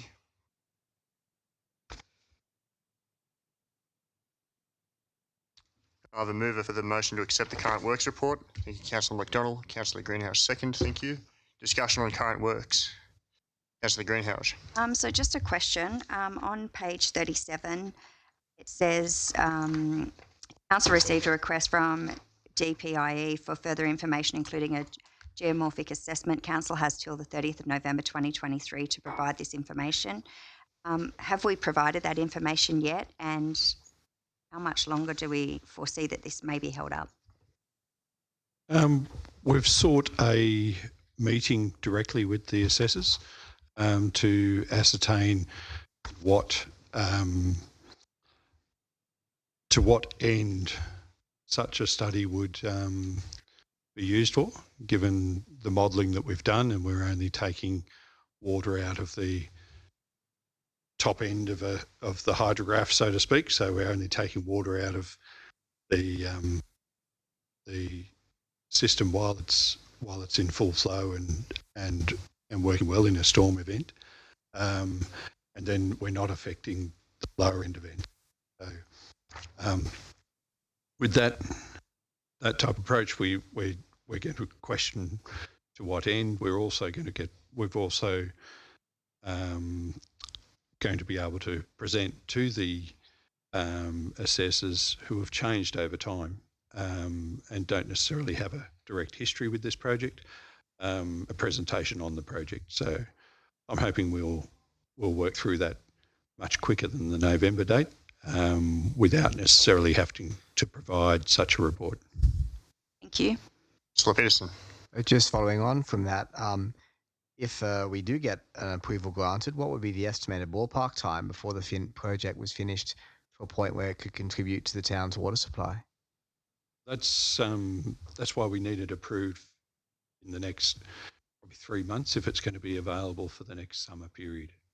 So not being the 23-24 summer period, but the 24-25 summer period. So I'm estimating around about 3 months of procurement time. The detailed design is complete, and then another 12 months roughly for the construction period. So it is, if we do enter into an El Nino event, then this is critical infrastructure for our community.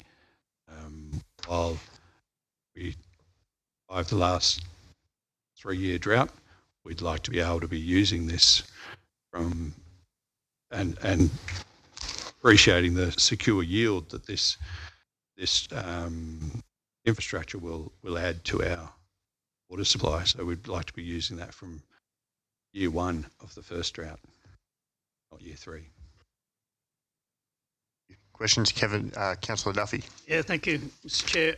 My question is to the Director on two events. The RMS on Woodward Street. Before that can be fixed, what's the story with that one? Summer Street, with the scaffolding in the middle of Summer Street. It's been there for quite some time now as regards pedestrian issues that the Director of Planning might be able to help. Yeah, certainly. The Woodward Street section, it's with Transport for New South Wales to come in and repair the road there. Any indication of when? Not at this time, but I'll take that on notice. Thank you. Through you, Mr. Chair, I think when you were overseas, Mr. Duffy, it went again. You might have missed that. It went again while you were overseas. I didn't say that. Different section is broken.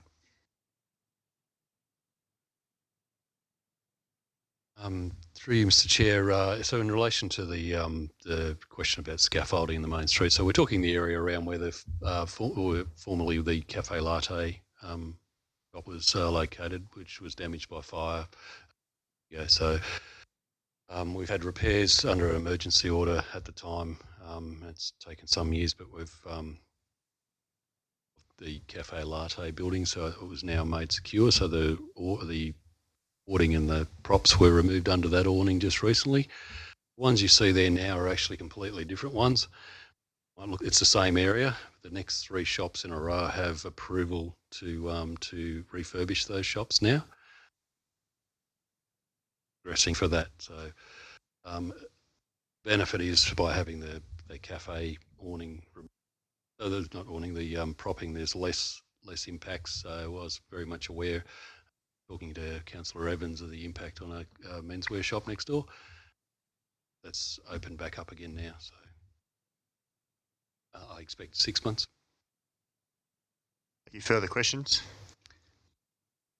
Thank you, Mr. Chairman.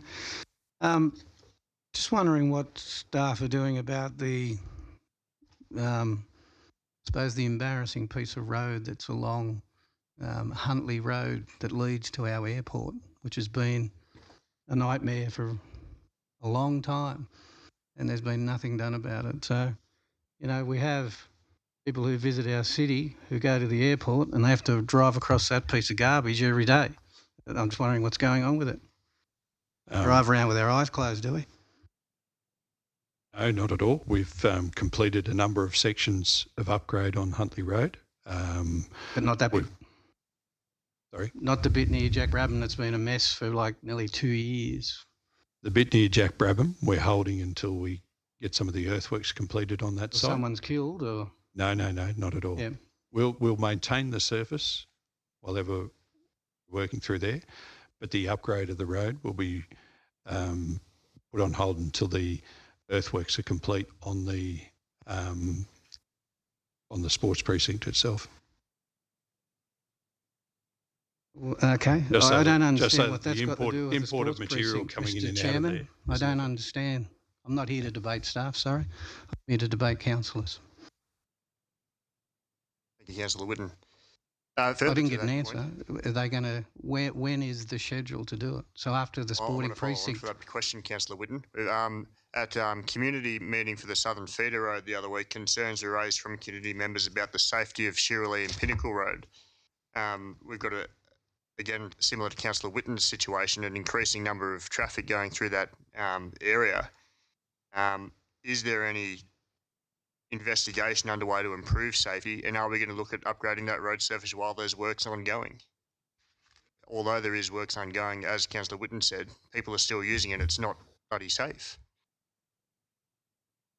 Not aware of any surface conditions on Pinnacle Road that are unsafe as such.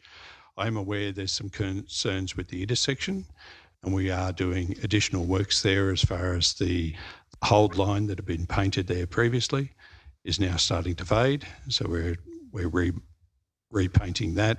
We're also painting a additional centre line piece stub at that intersection to give separation between the oncoming vehicles, to also improve safety. We've done a night survey of the site, checking visibility, and that's been deemed safe. We've removed quite a lot of vegetation at that intersection, and on that basis, the site distances have improved considerably from what they were previously. What time frame has this been completed in, since the community committee meeting or prior to?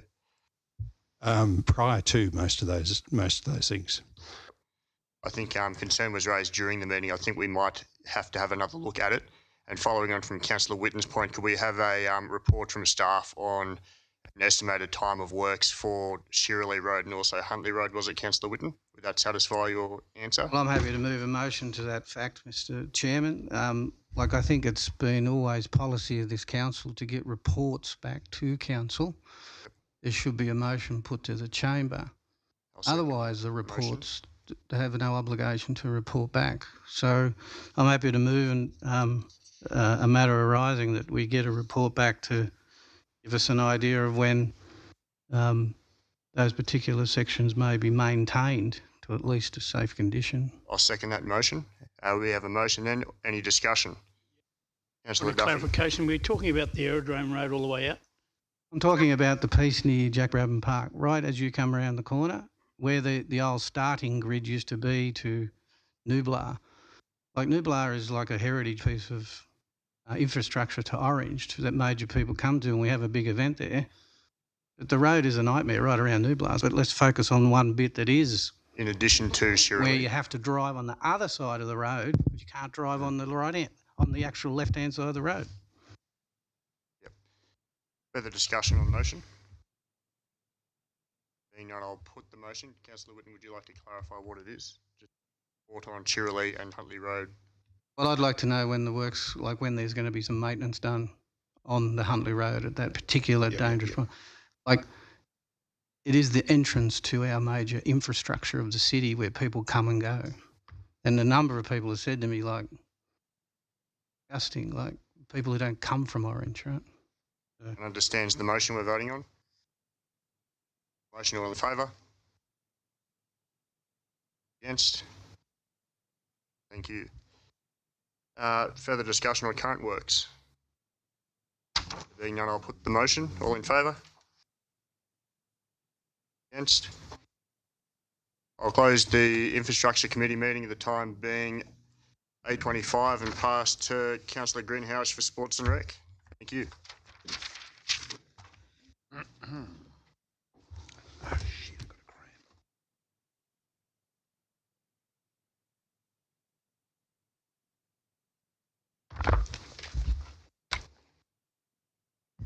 Thank you, Councillor Evans. With the time being 8:26, I'd now like to open the Sport and Recreation Policy Committee meeting. Does any councillors have any pecuniary interests? Okay, with there being no pecuniary interest, I'll move on to item 2.1, Orange Sports Participation Program. There is a recommendation on page 5. Do I have a mover and a seconder? I'd like to move that because it says approve by up to. I'd like to move that we increase it to the 20,000. So instead of being 7,000, it'd be 6,100 on top of the 13,900. Second. By 6. Yep, to make it a total of 20. By 6,000. Okay, would you like to just read the motion? So my understanding is that Motion, it now becomes that council approve the increase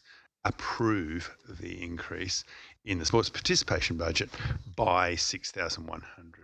But that has not yet got a seconder. Okay, yeah, thank you. Any further discussion? With no further discussion, I'll put the motion. Just have a question to the director, with regards in relation to the application which we normally receive. There's obviously certain categories there. Just wondering in the future or by next meeting, if it's possible, just to have a breakdown of the applications we have in each category. That would have given me a better understanding about what I was voting on. That's or not. Certainly not against increasing it to 20,000 if that was the intent by increasing it by 6,100 or whatever it was. Is it possible to get just a short report with a breakdown of how many applications we have for each category for the future? Certainly, Councillor. Did you just last year, or did you want a couple of years? No, just last year's fine, thank you. Certainly can do that. Thank you very much. Thank you. Yeah, I think this is, this is well overdue. And I think, with our population increasing and with the government recently changing the active kids voucher, I think we're being a very responsible council by doing this. It hasn't been reviewed in a number of years. So I'll put the motion. Favour, raise your hand. So I'll now move on to item 2.2. I've got a seconder. Any further discussion? Thank you, Councillor Mileto. Just another question to the director, please. It's probably just a question of clarification, actually. Just looking at the recommendation, and it says that council allocate $15,000 from the event sponsorship budget to host the Giants pre-season netball event for 2024. However, when I look at the financial implications, it indicates nil. Just wondering whether I can an explanation and a better understanding is why that is. Through you, Mr. Chair, the financial implication relates to the overall position of council. So we're not increasing council's expenditure, rather we're allocating expenditure that's already identified in the budget. So there's no overall impact to council. What it would do, if council were to approve it, would reduce that available pool of funds by $15,000, but the overall position of council would remain the same. So it's just a technicality around what that element of the report means. Thank you very much. Madam Chair, tonight, as I said, I fully support this 100%. Netball in huge, and if you go up and down Summer Street and some of the side streets, you'll see, and the business owners will tell you that they absolutely necessary. Example, it's probably worth 4,000 or 5,000. Sells coffee or whatever for our city, and we did at it. I totally agree. I think this is great for our city. It's $7.50 per head per 2,000 children that are involved in netball, and it's only going to increase. And anything that brings people to our community, I think, is fabulous. So, with no further discussion, I'll put the motion. All in favour? Sorry. Oh, sorry, Councillor Peterson. Can't get the hand up that high. Sorry. I support it. I just want to inquire of the director how much $15,000 relates to previous ventures. I remember being the game day doctor for Sydney Thunder Big Bash and Newcastle Jets A-League. When they came to Orange for pre-season games, did council have to pay them to come, and how much? Through you, Madam Chair. Typically, we have to fund part of the event. So for the Big Bash games, we reached an agreement with Cricket New South Wales on what we would contribute to that, which is about $25,000. The A-League game in 2015 was $25,000 paid to the Mariners to attend, and that typically goes towards accommodation, not only of the team but all the support staff. We then, for events, have to also pay for security for the event or the event preparation. Typically, any field prep for the Big Bash games, we had to put up some additional site screens, etc., etc. So they will come to us as costs. We do cover the ticket revenue. In the most recent cricket event, Cricket New South Wales also heavily supported that event. It was a free event to the public, but it did come at a cost to council. So they all have their different mixes of their how they approach these events and what they look for as a contribution from councils. Thank you. No further discussion. I'll put the motion. All in favour? Thank you. So just on a couple of other matters, I would just like to acknowledge that last Wednesday, the Deputy Mayor and myself were fortunate enough to present the Sportsperson of the Year awards. The Sportsperson of the Year went to Orange softballer Jack Besgrove.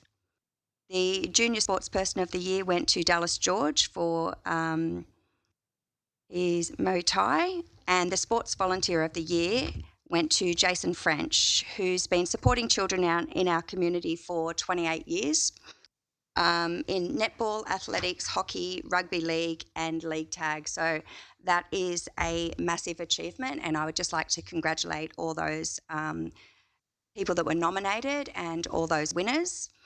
I would also just like to congratulate our staff for the work that they've done down at Wade Park. I'm sure you all got the communication that we had been nominated for a couple of awards for that facility. I'm not sure when they're announced, but that goes to show, we are moving in the right direction to be, more sustainable. Thursday evening. Wonderful. Thank you, Councillor Mallard. So let's hope, we win that award. I think it's great that we've moved that way. I'd also just like to take the opportunity to congratulate all the teams that are going into finals. We wrap up the footy season, and Councillor Duffy, I've left a beautiful gift for you. We, as Junior Rugby League, we actually get to host the Group 10 Junior Rugby League Grand Final at Wade Park, which only comes around every so many years. So Bloomfield Juniors will be hosting that, not this Saturday, the following Saturday, and Orange Sims will be hosting the league tag. So that is fabulous. And, moving ahead with our sports precinct, this is probably the last opportunity for a lot of these junior players to actually win a grand final at Wade Park. So I think that is a great opportunity, and I'm hoping in the under-15s, which my son Jack plays in, we will be coming up against Orange Sims, should they beat Bathurst Panthers this weekend. So that would be a great local derby to finish off down there. And I'd also like to congratulate the Orange Hawks under-18s for making it through undefeated to the senior under-18s grand final this weekend, which will be played in Dubbo against Lithgow. So they're a great team, and I do have some strong links to that. That would have been Haz's team. So go the Hawkies. And that concludes the Sports Committee meeting at, 8:35. So I would now like to call on Councillor Mallard to conduct the Environmental Sustainability Policy Committee. Thank you.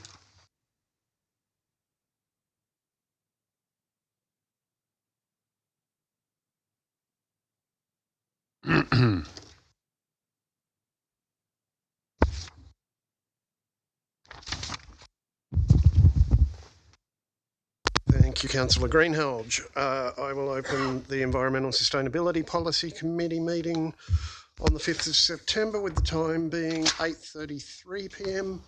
Item 1.1, I don't think anyone declared any interest. Being no declarations now, I'll move on to item 2.1. It's of the Parks, Trees and Waterways Community Committee held on the 27th of July. The recommendation's on page 5. Do I have a mover and a seconder? Councillor McDonald, Councillor Peterson.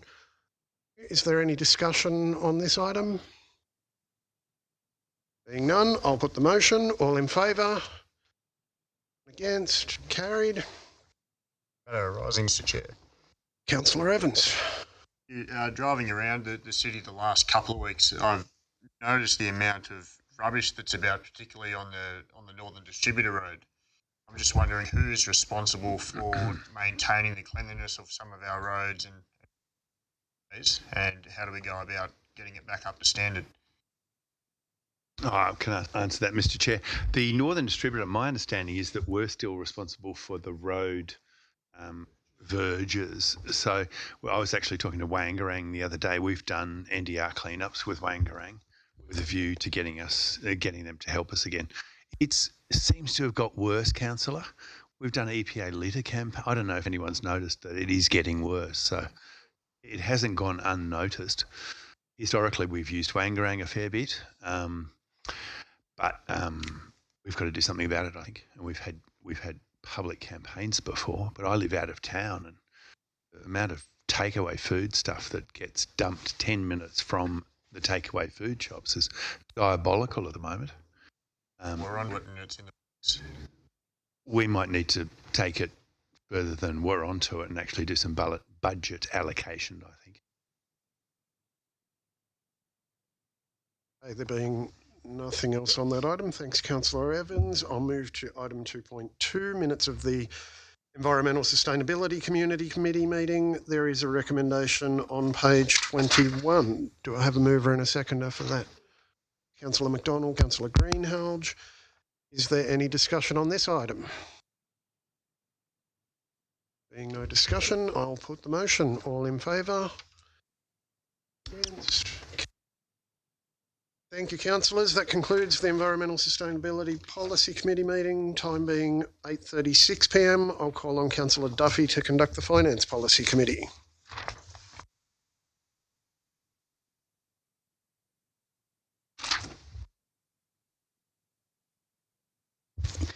Councillor Mallard, and I'll declare the Finance Committee open at 20:37. And we can move on to item 2.1, which is declaration of pecuniary interest, significant and non-pecuniary interest, unless significant non-pecuniary interests. Councillor McDonald.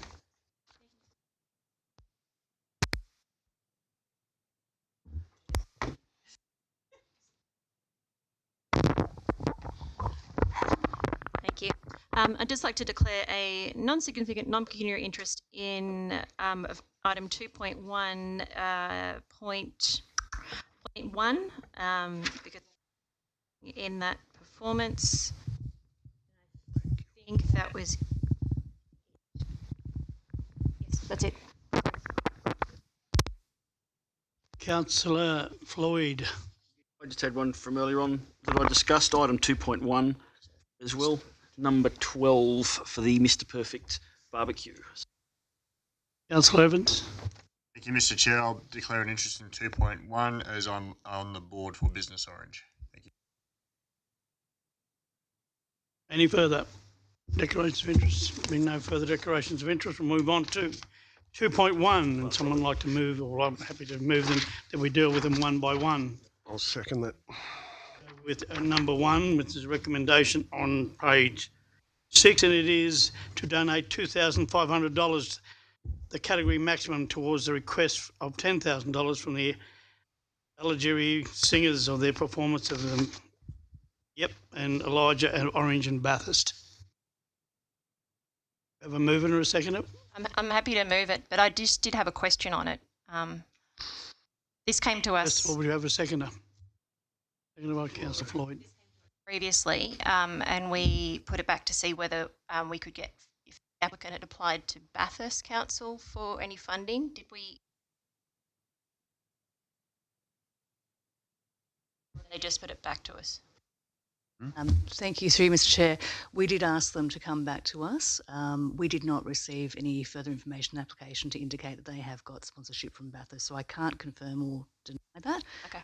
But we didn't receive any additional information. So I can follow up again, but stage in this application, there's no indication there's any funding from Bathurst City Council. Look, I'm happy to support the 2,500. Those are the 10,000 that they asked for. Lagery Singers and Mendelssohn's. Any further discussion? Put that recommendation. All those in favour, raise your hand. 6, 7. Those against? 4. Sorry, I'm not against. The vote passed in 7 votes to 4. We now move on to item number 2, which is donate $1,500 to the RDA Central West 10 for 10 Leadership Dialogue Program, connecting Year 11 students with Community Champions of the Year of Mentoring. Happy to By Councillor McDonald, seconded by Councillor Evans. Sorry, Mr. Chair. A mentor, does that affect me? I don't see it, but I just want to make sure. It's one of the mentors. I have many mentors with some of the youth of. I'd leave the decision regularly. totally up to you, but if you've got interest in it, I'd suggest that that's your I'm a decision to mentor make. for one of the.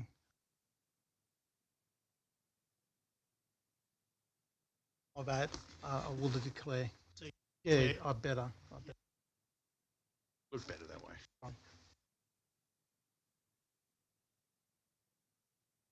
Okay, we have a mover and a second. Councillor Miletto.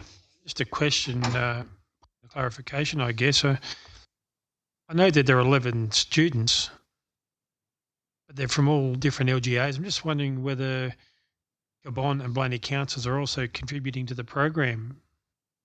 That was my exact question as well. Did we have any feedback? Are we aware of whether that's the question? Because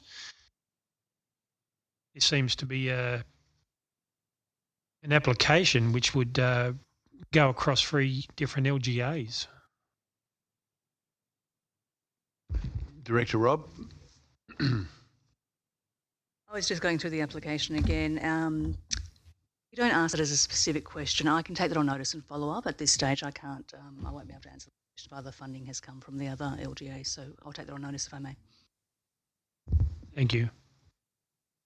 Any further discussion? I'd just like to make a comment, Mr. CEO, that I think in future, sharper, I understand when something goes across our different LGAs, such as this one and the previous one, maybe we should source the other councils before they.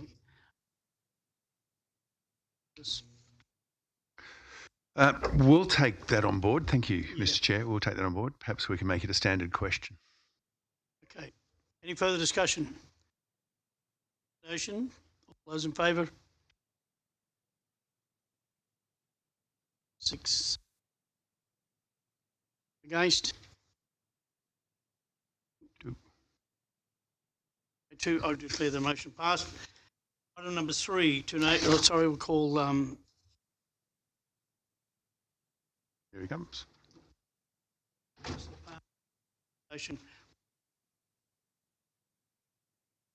Item number 3, to donate $2,500 to Blossoms Rescue. Help cover food, litter and vet bills. Takes stray, injured or unwanted cats and kittens and finds their forever home. I'll move the recommendation. Happy to second that. Been moved and seconded. Discussion. Oh, thank you, Mr. Chair. I'm just curious, how much money does this organisation save us at the pound? Does anyone know?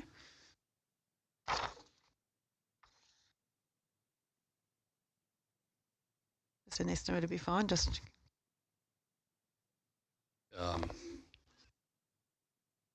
Mr. Chair, no, we would have no idea on that. We can only go on the numbers that we take through ourselves, so we're not fully across the, as in last time I discussed with the Blossoms rescue staff, that we didn't link in with them, so we weren't too sure numbers of animals they take and where they actually come from, whether they're fully out of the city or. But it would be some, Director, wouldn't it? Oh, definitely. It would have to be. Yeah, if they don't come through them, they would eventually come out to the pound. Councillor Miletto. Thank you, Mr. Chair. Just after a definition of forever home. business focus of the proponents there, not identified in legislation that we deal with. Thank you. My question to you, Mr. Director, is that I don't believe, and I know the fact that cats kills millions of birds every year in Australia, plus other animals. But what happens if they can't find a forever home? What happens to them then? I know what Harry Butler wants to do with them, and I'm a supporter of Harry Butler. Ask the question. I think the Director will have an answer for this one. No. Sorry, through you, Mr. Chair. I'm unaware of what they do after they fail to find a home for them. Do we not take them to our pound at that point? We don't necessarily link in with this with Blossoms. They've generally been operating on their own and have done for some years. They were on our Companion Animals Community Committee for a number of years. I don't think they are anymore, but they don't have to provide them to council, keeping them if they got the space, which I understood they did. Mr. Chairman, you know, it might be all fun and jest, but this is ratepayers' money, right? All of this is ratepayers' money. So, you know, it's easy to stick your hand up and give away $2,500 of somebody else's money, especially if it's not achieving anything.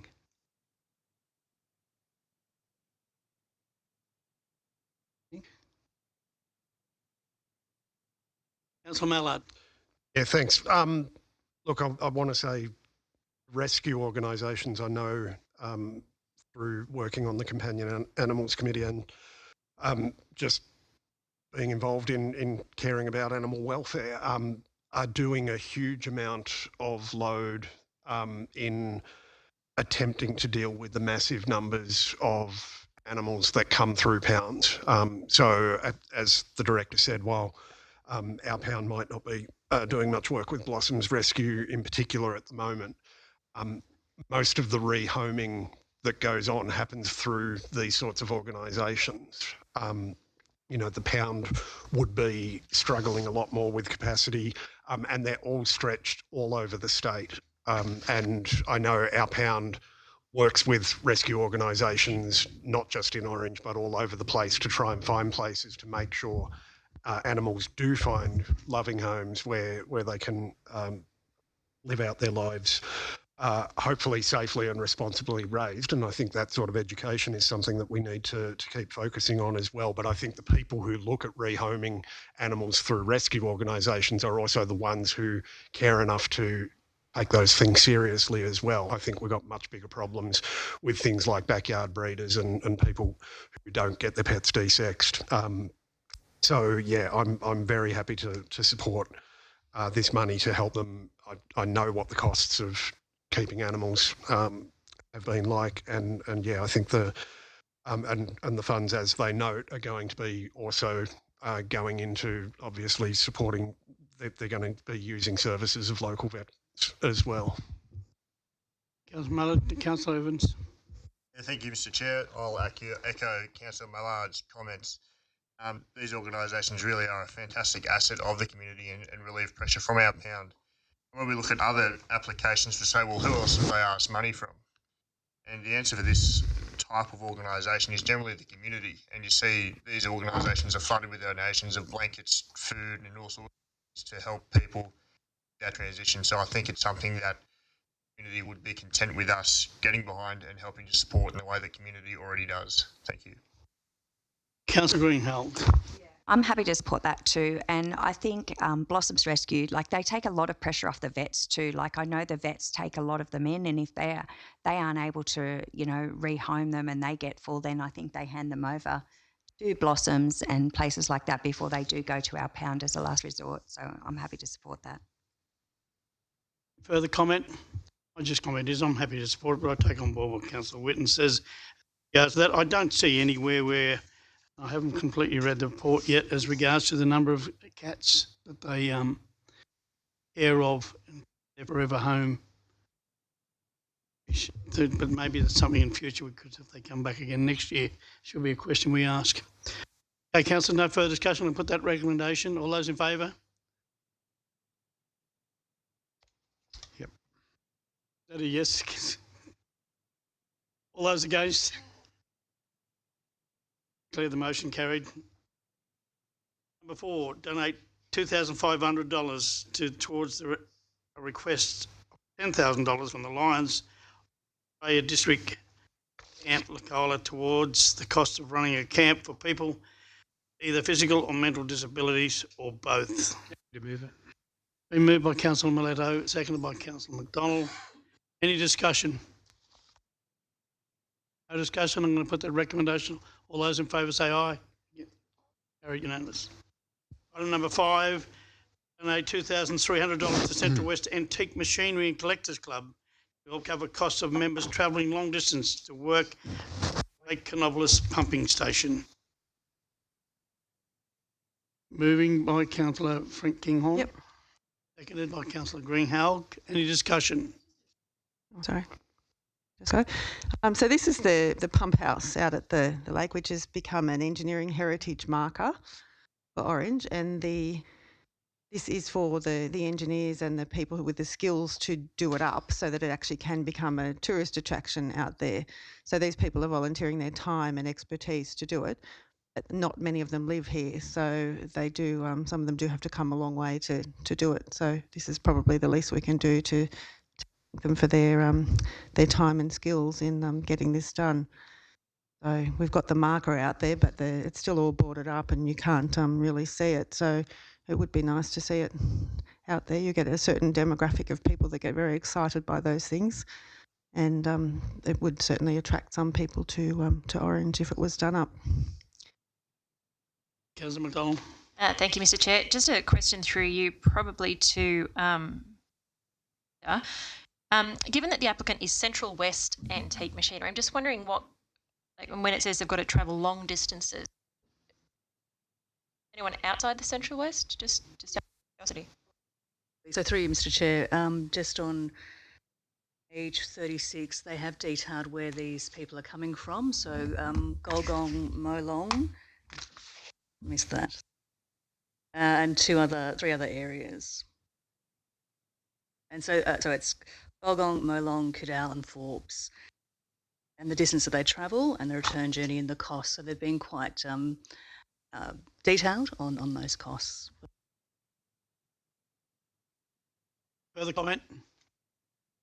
Further comment? I'm going to put that recommendation. All those in favour, raise your hand. Unanimous. We now move on to dot point 6. Dot point 6. Move the motion, Mr. Chairman. $2,500 towards the request of $15,000 from Lifeline Central West to help with costs and training of crisis workers. Mover in Councillor McDonald, seconder in Councillor Peterson. Any discussion? Mr. Miletto. Thank you, Mr. Chair. Just a question to the Director, if possible. I note that in 2022, Council allocated $11,464.55. However, the maximum was $2,500. Just wondering whether the Director could indicate what allocation the additional money came from, how it affects our budget. Through you, Mr. Chair, I just need to declare a bit of a conflict of interest. I am a Lifeline crisis supporter, but I'm very happy to answer the question, but I just wanted to... If you to go ahead. Okay, great. So the previous funding, there is ability for council to actually approve above the limit, the donation limit. So the last decision was through council that actually decided to provide more funding than the time we've brought it to council, noting that our category maximum is $2,500, but also noting that they have asked for an amount above that category maximum. Just for my own understanding, you're saying that we can approve more than the $2,500, and if so, where's that money coming from? It would come out of the small donations and grants fund. We're the bosses, mate. We move a motion, gets done. I understand that.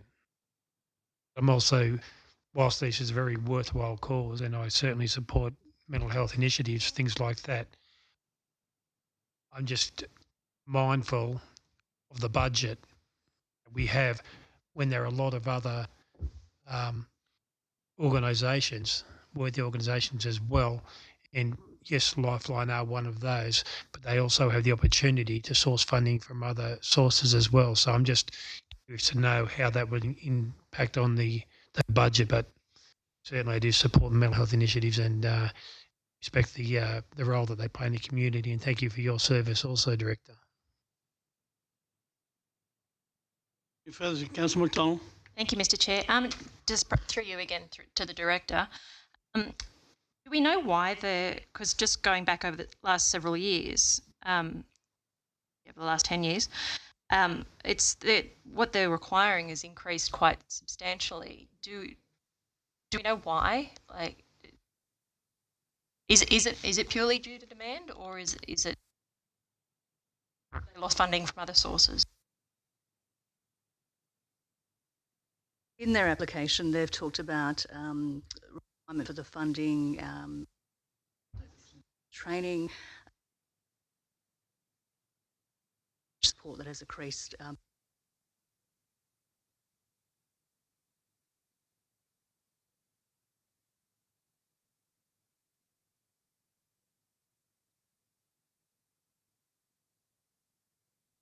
Any further discussion? No further discussion. I'm going to put that recommendation. All those in favour, raise your hand. Unanimous. Move on to dot point 7 to donate 2,500 to Business Orange for the promotion and running of the. Move the recommendation, Mr. Chairman. We'll wait till Councillor Evans gets out of the room. And it's been moved Chair by in the Councillor Whitten. It's been seconded by Councillor. And, any discussion? Councillor Greenhalgh. So just a question, or more of a statement. No, it doesn't comply with the policy. They are a for-profit organisation, so we have the ability to override that. Is that correct? Through you, Mr. Chair, yes, that is correct. Further discussion? Mileto. Just wondering, I've read the application. I don't see any information there with regards to how many businesses are actually members of the business chamber. Just wondering if I overlooked something there.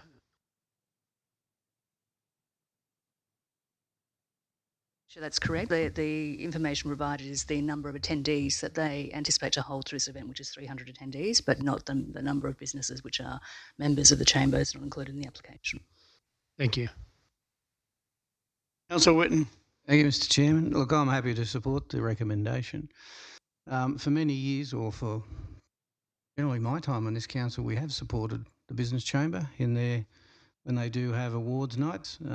They generally use the money. Am I interrupting you, Mr. Chairman? Okay, sorry about that. I just didn't want to interrupt you. Speaking exceptionally well. I'd want to listen again. You're always nice to me. The fact that they support the businesses, the small businesses in Orange, which are the lifeblood of this city, and generally it's been, and I've got to declare an interest, I was a chamber president at one time. The money that council do give goes towards a prize that is awarded to the business in the council's name, right? I don't know if that's the case here, but I should imagine that's generally what they do. So, great organisation, happy to support them. Thank you, councillors. I'm just lending my support to it as well. I saw the young chap speaking to us there a bit earlier on. I've seen this type of thing happen across other local government areas, and it's quite successful. I know at Gabon, and I know at I think Bathurst is quite successful too. And I'm not too sure about the BEC whether they run something similar, but I tend to think that this is a start of bringing something back. Support it. Any further discussion? Thank you, Mr. Chair. Just a quick one. I'm the council representative on the Business Orange board, and I can't believe the dynamism and the energy in that group of people, and the ideas and visions that they have for Orange, which helps every business, whether they're members or not. So yeah, I also think it's worthwhile. And I just want to apologise because I jumped ahead to the next one, so just disregard mine. I'm happy to support this. Another go. Okay, councillors, any further discussion? No further discussion. I'm going to put that recommendation. All those in favour say aye or raise your hand. Unanimous. Councillor Evans back into the room. Please.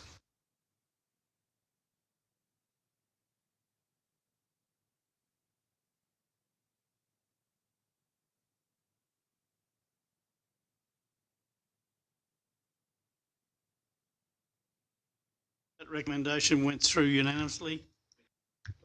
7. Now we're going to move on to dot point 8 to donate $1,500, the category maximum, towards a request of $5,000 for Hay Lemonade to support the pilot of a mental health application at Orange High.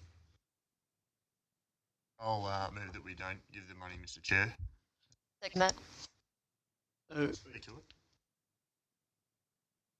I'm wondering, it may be a question for the director. I'm not sure where they're based, and to me it reads like it's a start-up in a space that the merit is good. There's plenty of other stuff going on in that, and we see applications come through from time to time of people wanting to put initiatives on at high schools.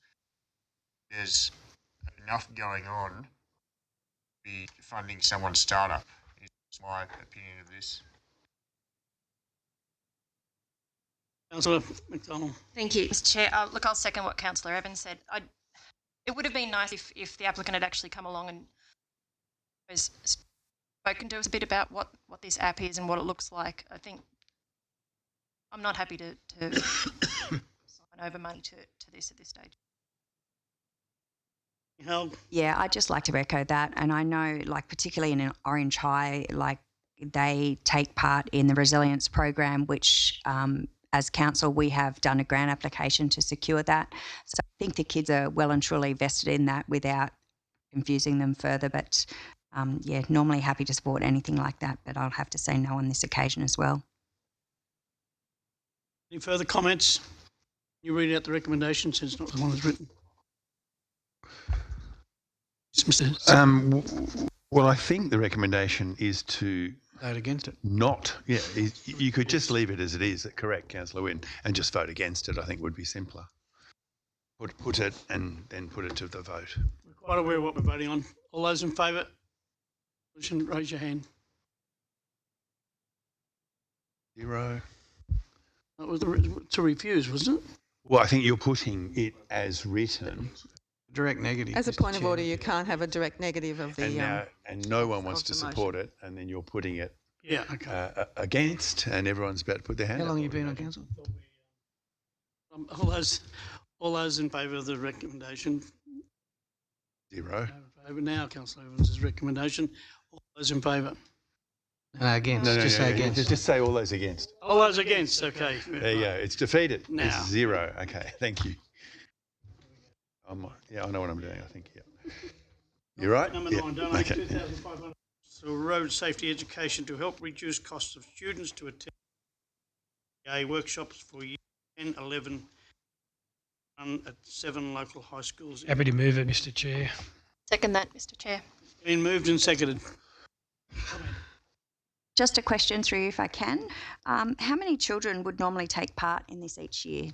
Do we have any indication of that?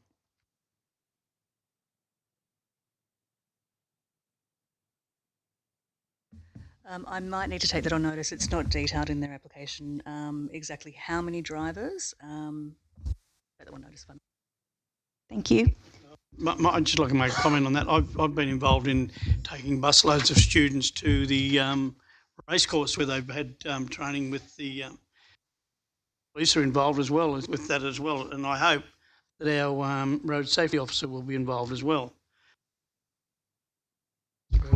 Any further comments? Mr. Chair, it does say we work with a whole year 10 or 11 cohort, so it's a lot of children, I think. Yeah. I just hope you don't give them any tips on the way out, Councillor. I'll put that recommendation. All those in favour, raise your hand. Vote is unanimous. Move on to dot point 10 to donate $2,000 to the Orange 8-Day Games to contribute towards printing and stationery, WHS signage and prizes 2023 event in the recommendation, November. or second it.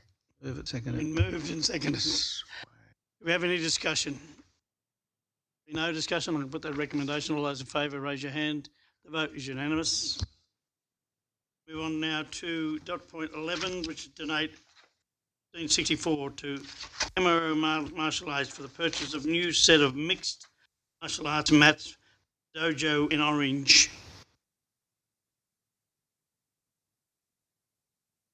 Educate us a little bit. Do we have a mover or a seconder? Or? Happy to move it. We have a mover in Councillor Peterson and seconder in Councillor Floyd. Do we have any discussion, Councillor? I'd like to speak against the motion. It basically just seems like it's a private, even though they're saying they're a small not-for-profit martial arts club, they're a private business from what I could see. The very little bit of information I could gather by Googling them. I just don't understand why they can't front this as a business cost.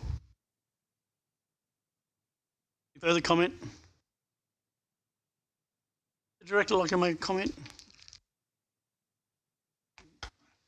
Not really. It's just they have said they are a not-for-profit organisation, and there is some contributions to the cost of the mats, but they are seeking council's $1,500 as part of that contribution. Yeah.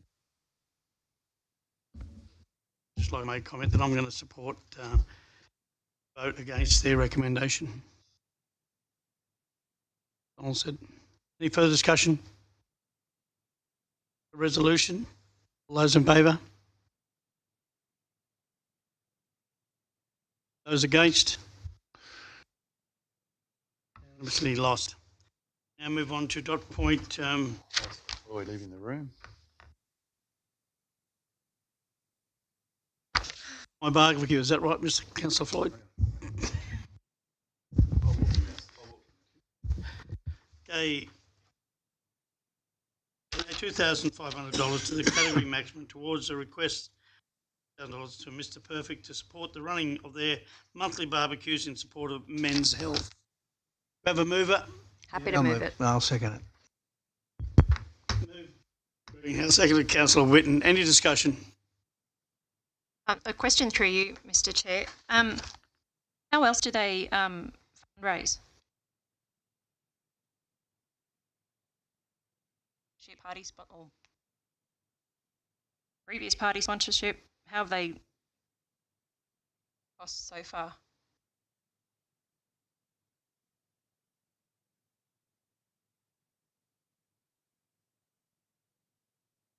Through you, Mr. Chair. So in the application, they state that they use volunteers to assist in the barbecues, and that they actually use service clubs as well. So there would be part of that, how do they put on those barbecues would be through some of those resources that are not costed. I don't have any information around any party donations or any other funding in the application, but I can take that on notice. Come back to you. Any further discussion? Councillor Kinghorn. Well, thank you, Mr. Chair. I just think we need more information about this. I see it on Phil Donato's Facebook page, and it looks like it's well attended, and it's a good thing to have something specifically towards men who feel a bit disengaged. So the idea is good, and it looks like, from what I can see, it looks like there's about 30 people there. But it's been going for a long time anyway, so obviously there's already been funding from somewhere else. And with that money, that's what, $250 a month for the 3,000 that they've requested. And if there are 30 people there, then working out how many eggs and a bit of bacon and stuff you need, I don't think it's going to cost that much. So, but there was no information in there to actually say what the numbers were. I thought there was very little information in the application. So while I support the initiative, I'd like some more information before supporting the money. So, sorry. Yeah, so I'm just wondering if maybe we should defer it and get some more information. Thank you, Mr. Chair, and I support Councillor's sentiment here. I guess a point of clarification, and whilst I strongly support mental health initiative, I guess my question is whether council are permitted or have the discretion to contribute to an event that is organised by a state politician. The reason I say that is because, as Councillor Kinghorn has said, the local member, with all due respect, has used this as his platform, part of his platform in the last state election, I think what we may need to do is to get clarification as to whether or not we're able to do this, because I'm not quite sure that we can, and I would certainly wouldn't want council to get embroiled in some sort of controversial, because my understanding is that we may not be able to support this as much as it's a worthwhile initiative as far as mental health is concerned. I do see some barriers to that. I just have a follow-up question regarding the same issue. Is people obviously read our council notes, and I've been asked by several residents as to, is it permissible for people to take their own private barbecues to cook, park and use? And if so, do they require their own indemnity insurance to do so? Mr. Chair, the councillor raises solid issues. I think Clause 817 of the Act. It's a good question. I think we'll take this whole thing on notice and answer those 3 questions and bring it back to you.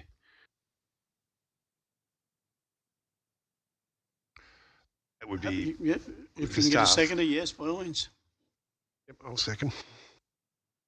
Mala, we have a motion and we have an amendment. Look, Mr. Mayor, geez, that's a Freudian slip. Mr. Chairman, look, I'm happy to support it. I think there's a bit of conspiracy theories. Sorry? Visions, yeah, bad vision, nightmares, you mean. These are ratepayers that live in the city that get together for a barbecue to talk about life, that have gone struggling through different reasons. We're just giving away $10,000 to a bunch of organisations, half of them don't even come from Orange. And here we have a couple of blokes who are having a barbecue in Cook Park, and we're trying to figure out reasons, make up reasons, excuses and conspiracy theories why we shouldn't support them. Logically, it just baffles me, you know. Councillor Greenhill. Yeah, I'm with Councillor Whitten on this one. The brochure that has been produced by Phil about these, it has every single contact place in Orange that you can get support for mental health. If you're not on there, you can email and get on that list. They're happy to put you on that list. So anyone that's after some sort of support knows where to go. When I picked it up and went through it, I was actually blown away by the list of places out there where you can actually get help, to the point where, you know, with my bereaved parents group, I thought we should be on that as well, and flicked off an email to get us on that when it's reproduced. There's not a lot of places for men to go to do these sort of things. I think women are better at this. So to start putting in barriers that they can't use a park, I think would be ludicrous, but that's just my opinion. Further comment, Councillor Evans? Thank you, Mr. Chair. While I support the initiative of this event and the points being raised by Councillors Whitten and Greenhouse, I would like to see this deferred for further information to be brought back. In that instance, I don't think I would have an issue supporting it with further information, as like we've said, we do all this mental health initiatives for the younger demographic, but this particular demographic is generally an older bloke. There's nothing wrong with getting in there and giving them a hand too. You gave the same money to rescue cats, which is great. They got up. Yep. Councillors, I'm just going to have my $2 worth. The fact is that I'm going to support the recommendation for this money on a number of grounds. Number one is men's health. It's extremely important. And if you go to somewhere like Lifon or the health services area there and ask what the suicide rate is in men compared to women, and it's probably not even an equation, but it's absolutely horrific. And I think anything that we can do to support our own people is truly a huge plus. The next step is I think we need to be a little bit more political savvy about what we're actually doing here. We've got a local member who has a fair bit of say in Macquarie Street. There's a lot of say in Macquarie Street. And I think this occasion, because it's such a good organisation, or not so much a good organisation, but the intent is absolutely fantastic, I think we should be seen supporting him. irrespective of what our political beliefs are. Any further comment, Council? Can I just speak to the amendment? Yes. Thank you. Look, I don't think anyone here doesn't support more action and more support for men's mental health. I think given that the CEO has said that they are valid points that were raised by Councillor Miletto, I certainly don't want to have my neck on the chopping block for having signed away a donation to technically a political candidate. I would rather make sure for this, have all our ducks in a row, and then if it comes back and everything's good to go, I'm happy to support it. I just think we need to be extra careful with these things. Big accusations. Any further discussion? No further discussion. I'm going to put the recommendation just to approve. Those in favour, raise your hand. Hang on. The amendment. Amendment, Sorry, Mr. my Chairman. apologies. Yes, Councillor McDonald. I'm going to put the amendment first. All those in favour of the amendment? 3, 4, 5, 6. Those against?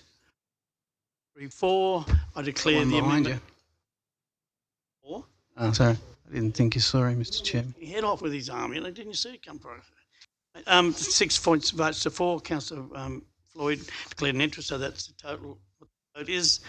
And ask Councillor Floyd, I'm going to put the motion as that amendment becomes a motion. All those in favour of the motion? Those against? 3. 3 against. Oh, was it 7-3? Sorry, and Councillor Floyd. Thank you. Now move on to call Councillor Floyd back into the room. Councillor Floyd, the motion was amended, and the amendment is to, and the motion is to defer the thing for more information. Item number 13, to provide 2,000. Move the recommendation, Mr. Chairman. Been moved by Councillor Whitten, seconded by Councillor Mallard. Any discussion? No discussion. I'm going to put that recommendation. All those in favour, raise your hand. Unanimous. Does the donations on that. Now, councillors, we move on to point 2.2, which is the event sponsorship program. There's a recommendation there on page 51. Happy to move the recommendations. Moved by Councillor McDonald. Seconded. Do we have a seconder? Can I just have 1 second? Just declare an interest in event sponsorship 5.3. Done that one? We're on page 91, item 2.2 in finance. Sorry, my apologies. Yeah, no, you're right. We're in finance still. We had another item. We have a seconder. Yep. Seconded by Councillor Mallard. Recommendation there. On to the Orange Vineyards Association of $10,000 and the Rotary Club for $4,000 for Orange Sustainable Living Expo held in Bar. Any discussion? Councillor Mallard. Yeah, I just want to say the Sustainable Living Expo, I think it's a really good opportunity with it being connected to the end of the wine festival. It's obviously been disrupted the last few years. The last one was in May last year. It was freezing cold in the Naylor Pavilion and at the outdoor community event that was on as well, but it was still well attended. Craig Rucastle hosting and some great presentations from local electric vehicle owners and that sort of thing. So I think it's a great opportunity this time to hopefully have some more non-local attendees participate as well. Further discussion, Councillor Floyd. Yes, thank you, Mr. Chair. Yes, when I first read that, I thought, yeah, $10,000 is a lot of money. But then when I flicked down to see the generated income of nearly 1.6 million, I went, yeah, no, it's definitely worth doing that for sure. It's a no-brainer in my book, so I'll be voting yes for this one. Any further discussion? Further discussion, I'm going to put the recommendation. All those in favour, raise your right hand. The motion is unanimous to declare to pass. There's been no further matters for finance, and I now call on to do the Service Policy Committee meeting and close at 21:20. Just if I may interrupt for 2 seconds, if any councillors were wondering, at 9:30, councillors will need to vote to extend the meeting. The meeting would then be extended until councillors wish, whether it be midnight or another hour. Not midnight, I vote. I have a child in there who will be feral by So midnight. at 9:30, council will need to decide a time of extension. Thank you. Thank you, Councillor Duffy. I'd like to open the Services Policy Committee meeting for the 5th of September, time being 9:21. Any declarations of interest? Nope. Item 2.1 in the minutes of the NAIDOC week. Committee 3rd of August. Recommendations on page 5. And I'm after a mover and a seconder, please. Thank you, Councillor Mallard. Councillor Floyd. Any discussion? No, in that case, I'll put the motion. Sorry, Councillor Millardo. Are we doing recommendation 1, are we, or all in? Just want a question with regards to part 2 of the recommendation, that's all. Okay, I was putting the whole recommendation. Did you want to ask it? Yeah, I'm just curious to know why council are purchasing 12 NAIDOC t-shirts. Is it for our staff to wear on some occasion, or why is that? Pass that on to you, Mr. CEO. We'll have to take it on notice, Chair. We don't have anyone who has the answer in the room right now. Councillor Greenhalgh? I think from reading the notes, and I could be wrong, but what I took from it was becoming too expensive to keep purchasing shirts for volunteers, so they were going to lapel pins. So I think it was just a goodwill gesture that they'd outlaid the money for the shirts so council would compensate. I may be wrong, but that's what I took from. Could I just then, if that's the case, can I suggest that we deal with items 1 and 3 and just further information on 2? Somebody would support that? Moving that we deal with them in, we do in seriatim. Is that easier than going 1 and 3 and 2? Well, the councillor is proposing an amendment, perhaps, that needs a seconder that defers. Point 2. Point 2. Okay. Do we have a seconder? Councillor Floyd. Anyone want to speak to the amendment? So just for clarity, we are voting to accept 1 and 3, but number 2 for further information. Oh, in that case, I'll put the amendment. Sorry, Councillor Mallard. Yeah, sorry, I had wanted to speak to clarify a bit, and Councillor Greenhalgh's comments is along the right lines. It's not volunteers. So the theme for NAIDOC week this year is for our elders, and so the discussion within the committee has been to do something, well, to do a number of things in recognition of local elders. The t-shirts were purchased. But then there's been work going on as well in terms of addressing the list of elders within the community as well. And so that has basically resulted in there's quite a large list available. So as Councillor Greenhalgh said, they've made the decision to move to lapel pins, which are more affordable.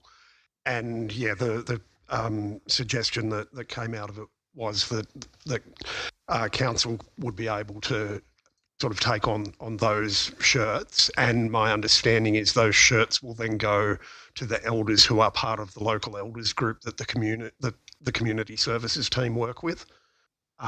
But all of the elders who are ordered on the larger list will get the lapel pin. So I'm comfortable passing it, but I've been involved in that committee. I don't know if that clarifies it enough that Councillor Millardo is happy. It does clarify, and I'm happy to accept the explanation provided. I just wasn't sure based on what was provided to me, but I'm happy to support it. Items 1, 2 and 3 based on what the councillors have told me. Okay, so the amendment's dropped. Disappeared? Excellent. All right, in that case, any other discussion? I'll put the motion. All those in favour, raise an arm. Excellent. Unanimous. Item 2.2. Minutes of the Ageing and Access Community Committee meeting, the 8th of August, page 39. And I'm after a mover and a seconder, please. Councillor Kinghorn, thank you, and Councillor Floyd. Any discussion? Councillor Evans. Madam Chair, just relating to 4.11, Just wondering what green chains and posts from around what gardens are in question that we're removing them from.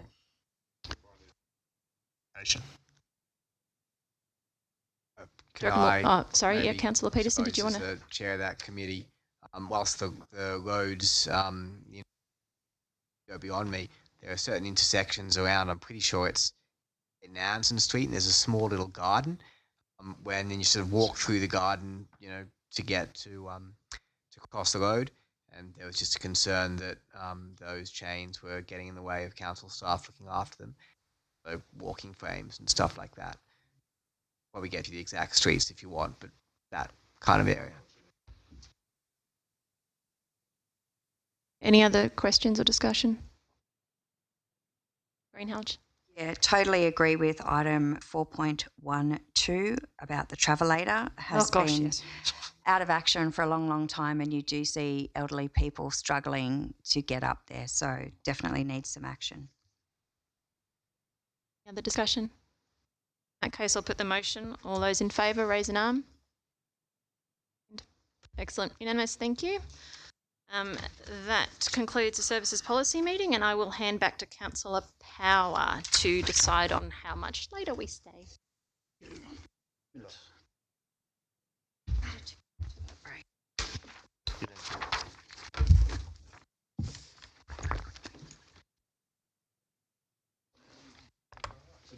To 4.1. You, Councillor. Dolly Parton. The Chair, can I ask that we have a quick 2-minute break? Loo break. Loo break. For that there, a quick... Yep. Hey, all in the grants. Thank you. Or what? Stopping at 9:30? At 9:30, Council needs... About my well-being, because I have to drive to Canberra, and I know Councillor Peterson.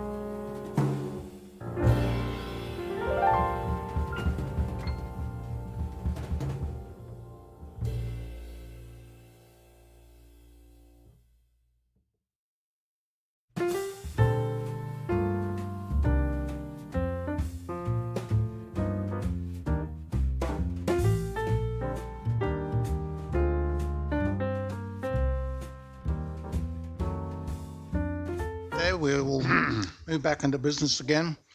Again, due to the time being 9:31, we will need to move a motion. I think we put a couple of options on the table at this point in time.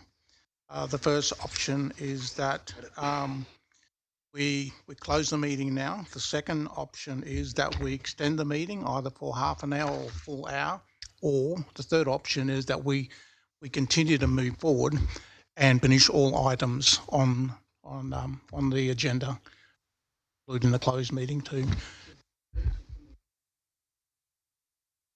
Yeah. Mr. Chair, of course, under any of those options, a councillor could leave at any time they wish. They have a good reason. As long as we keep a quorum, you've still got a council meeting. To Councillor Duffy's question, you firstly need to decide, if you stop the meeting now, you need to decide what then to do now. So one option would be to call another extraordinary meeting next Tuesday, or, for example, push all this to the 19th. Can I suggest a fourth option, Mr. CEO, and that would be that council continue till 10:30 and then gauge where we're at then to find out whether we need to continue. I'd second that. Indeed. Okay. So just you guys decide. So Councillor Mileto moved that motion. Donald, so all in agreement on that there? Hold on. I think you So have to vote this. Yeah, we do a vote. So the motion to extend the meeting to 10:30, at which point another decision would be made. That's the motion, Mr. Chair. It's a motion for it. We have a mover and a seconder. Speakers on that? All ready? Okay. All in favour? Thank you. We'll move on now to 4.1. Notice of a motion, which is the Dolly Art and Imagination Library. Thank you, Mr. Deputy Mayor. So the motion was the council staff investigate the feasibility. Yeah, I'll second it. Councillor. Thank you, councillors. Investigate the feasibility of council support for the Dolly Parton Imagination Library program to be offered to all students in Orange. I spoke about this last meeting and we'll take it as read for time. Thank you. Yeah. Any other thing? Yes. Look, I'm not going to speak about this time. Last time I did start speaking, we had. That's right. So I'll stay away from it. Yeah. So okay. Any other speakers? Put the motion to a vote. All in favour? Against? Carried. 4.2. Motion of National General Assembly on the 13th.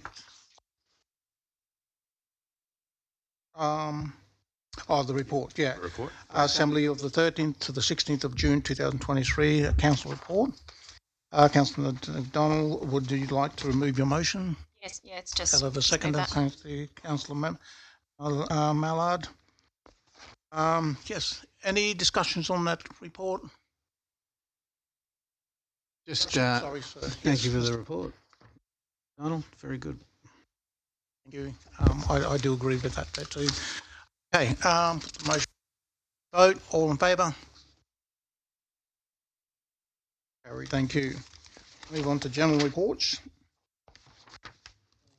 On the 5.2. Happy to move the recommendation, Mr. Chair. Thank you. Seconder. Greenhow. Any discussions on that, please? Okay, no discussions. We'll put it to a vote. All in favour? Unanimous. Agreed. Sorry, sir. So, yeah. 3? Yeah. 3? Down now. I declare. Yes, thank you, Councillor Mileto. 5.3 on event sponsorship. 5.3. Vacates chamber.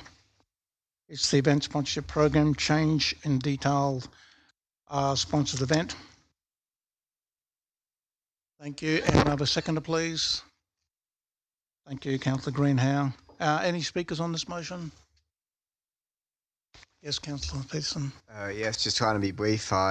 Given the event is now a one-day event instead of a 3-night stay, the same number of people.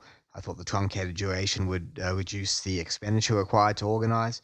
So move an amendment to offer half the previously approved figure at $2,500. Any other speakers? Thank you, Councillor. Oh, sorry. Councillor Floyd, I believe. Councillor Floyd. Yeah. Thank you. Any others? Can I just ask a question through you to the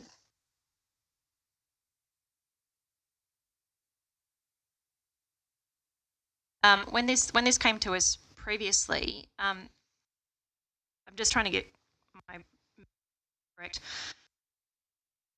They asked for the more than the category maximum first time they came, like when this was previously approved. I have a memory of them asking for more than the category maximum, and we dropped it down. Is my memory correct? Mr Deputy Mayor, that is correct. The first request was for $10,000 and the resolution council was $5,000. Okay. So I'll speak against the amendment. Any other?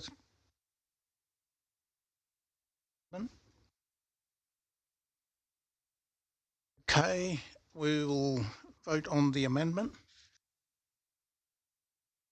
The amendment is $2,500 with the same wording otherwise. Okay. So those are... Put the amendment. You put the amendment? Yeah. So those who are for the amendment? 2, 3.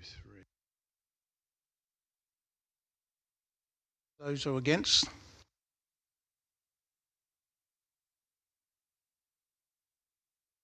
Amendment's lost. Put the motion. Now we'll put the motion forward. All in favour of the motion? Carried. Thank you, Mr. Mileto. Move to page 5.4, which is page 53.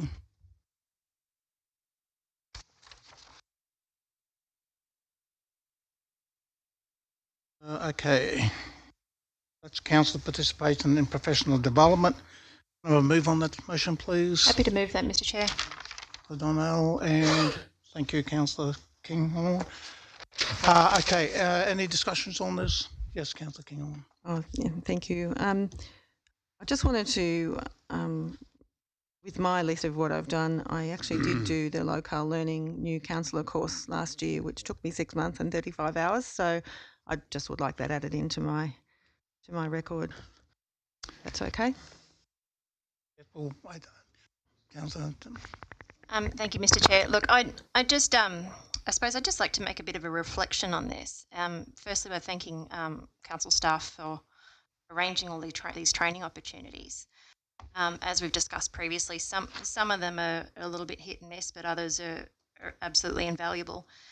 I would like to say that professionally, as a nurse, we're required to do continuing professional development every year, regardless of how long we've been in the profession. And I believe that's the case for every health professional and for many other professions. I guess I would like to encourage even those who have been here for many years and served for so long, always new things that we can learn. I'm going to make that comment, Mr Deputy. And Councillor Evans. Chair, just relating to online training models or modules, wondering in the instance where training is not completed, supply training is not completed, is there a break in contractor security, and who's liable for damages, and what are the ramifications if there is any sort of breach? Very good question. What was the question, please? What was the question? You, Mr Chair? Can you repeat the question? I'm not sure I understand. If the council has not completed one of the supplied training compulsory modules and there's breach in code of conduct or security essentials, is there a breach in our contracts for any of like a cybersecurity contract, and then who is liable then? Look, I think it would be an extreme case. I think you and I, if it was you breaching, would talk before that. Yes. I think the question was directed at myself, and I think if you look at the actual writing, it says you've got 2 years to complete the code of conduct training, and my understanding was I had completed it, Councillor, but thank you for raising the issue.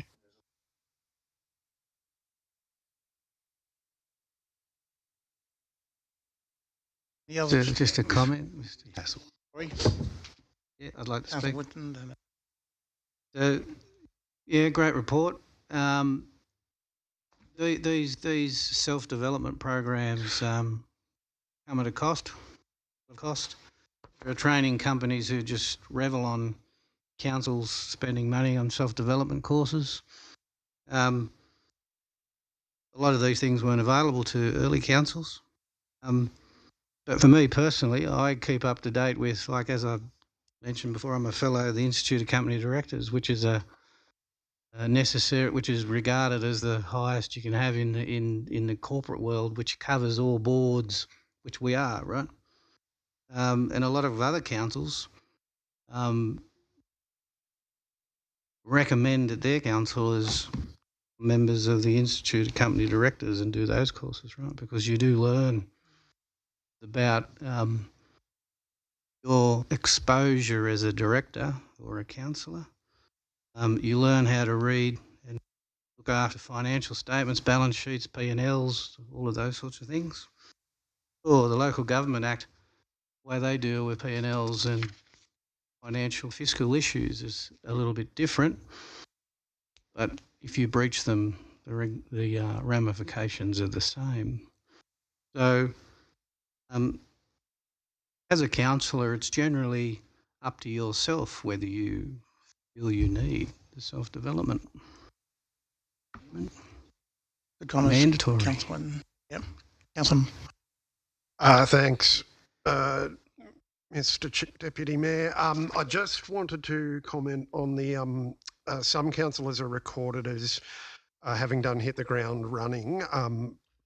And that was a very lengthy series, I think about 3 months worth of Saturday webinars run by the Office of Local Government. And I know I did quite a few of them.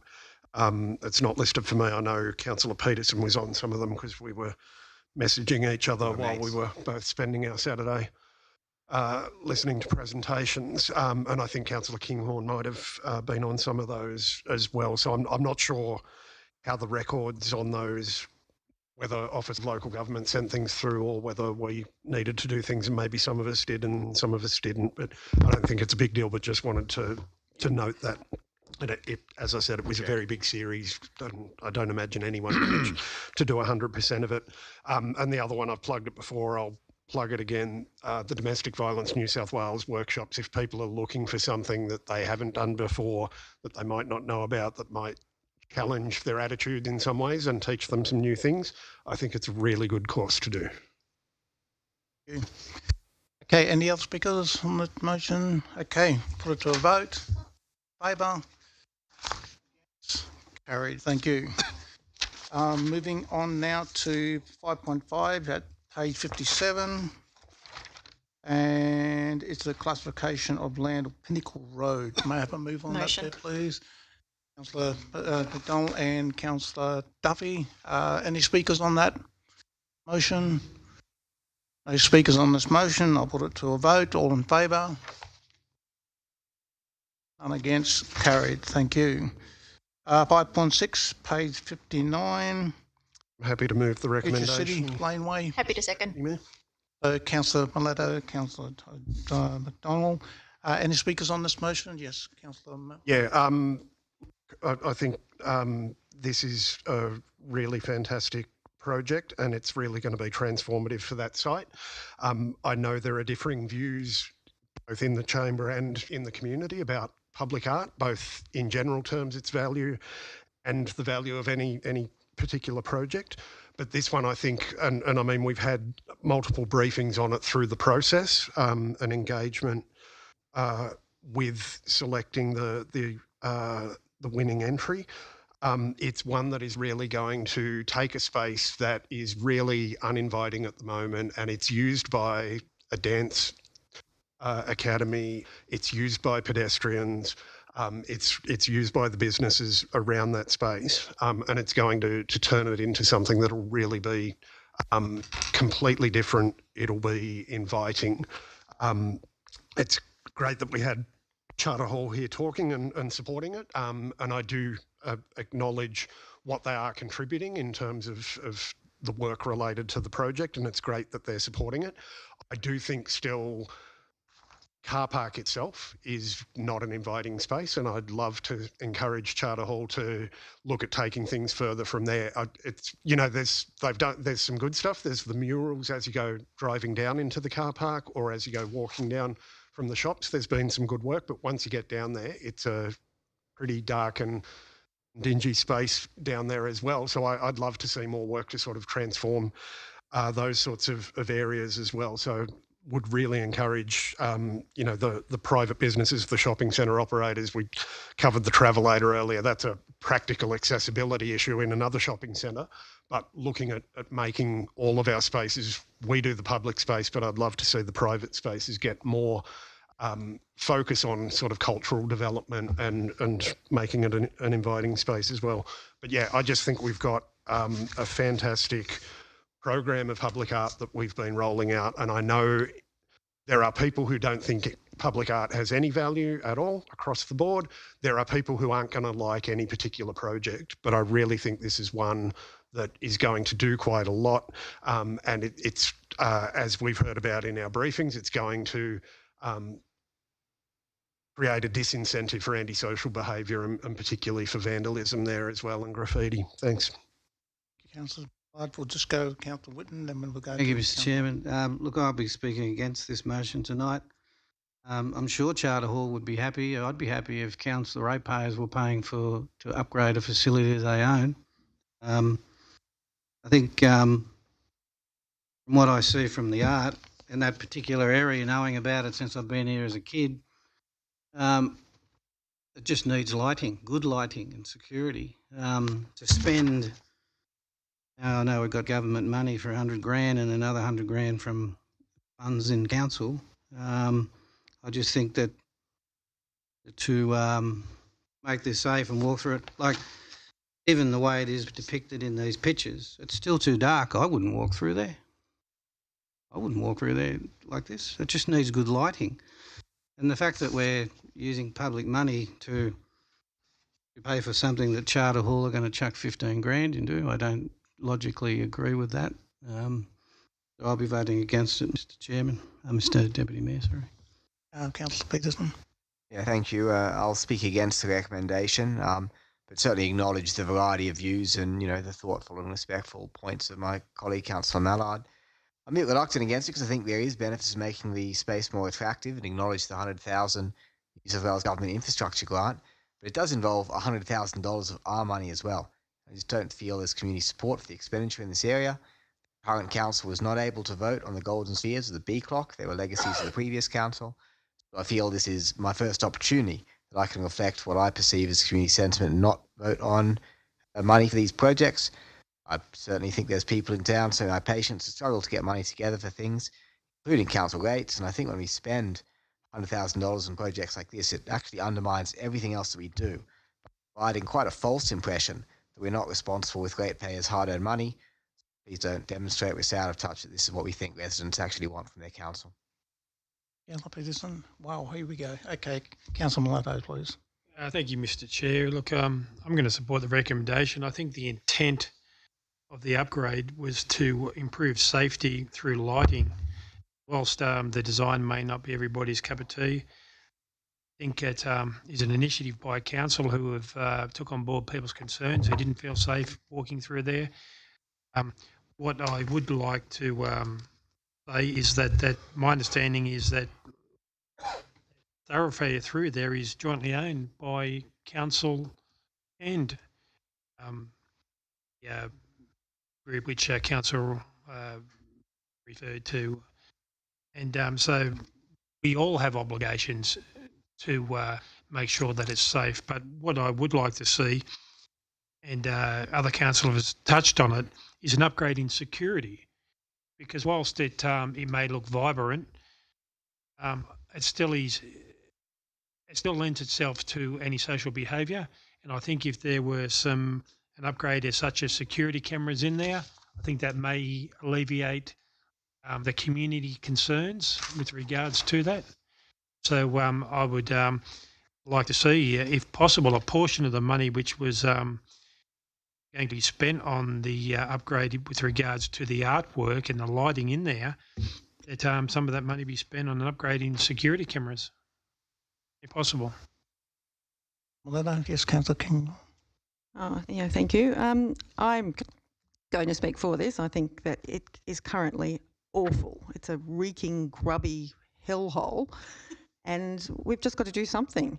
And if we've got a grant for half of it, I mean, if we did just fix the lighting and paint it and all that sort of stuff, it would probably be well into the tens of thousands of dollars anyway.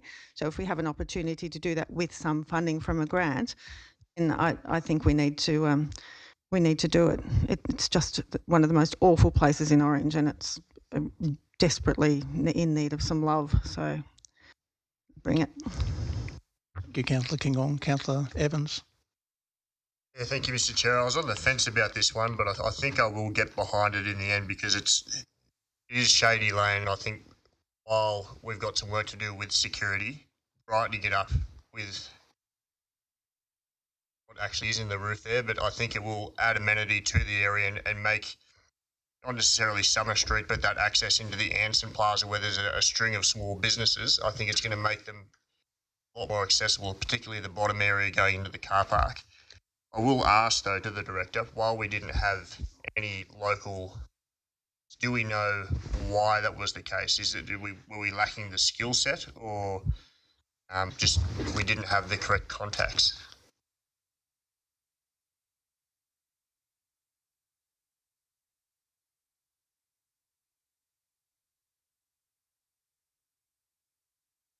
Through you, Mr. Chair. We had about 70 odd applicants, I think, a bit over 70, 74 applicants altogether through the EOI process, predominantly out of Sydney and Melbourne and Canberra were the most of the applicants. The judging panel that went through that and shortlisted them against the criteria of the EOI are in your papers, so you can see the expertise and the history of those. And they simply picked what they regarded as the four best applicants against the EOI criteria, as we do with many things. That none of them happened to have the expertise or knowledge when compared against the four that were selected is just a matter of the record in their applications. The right skill set.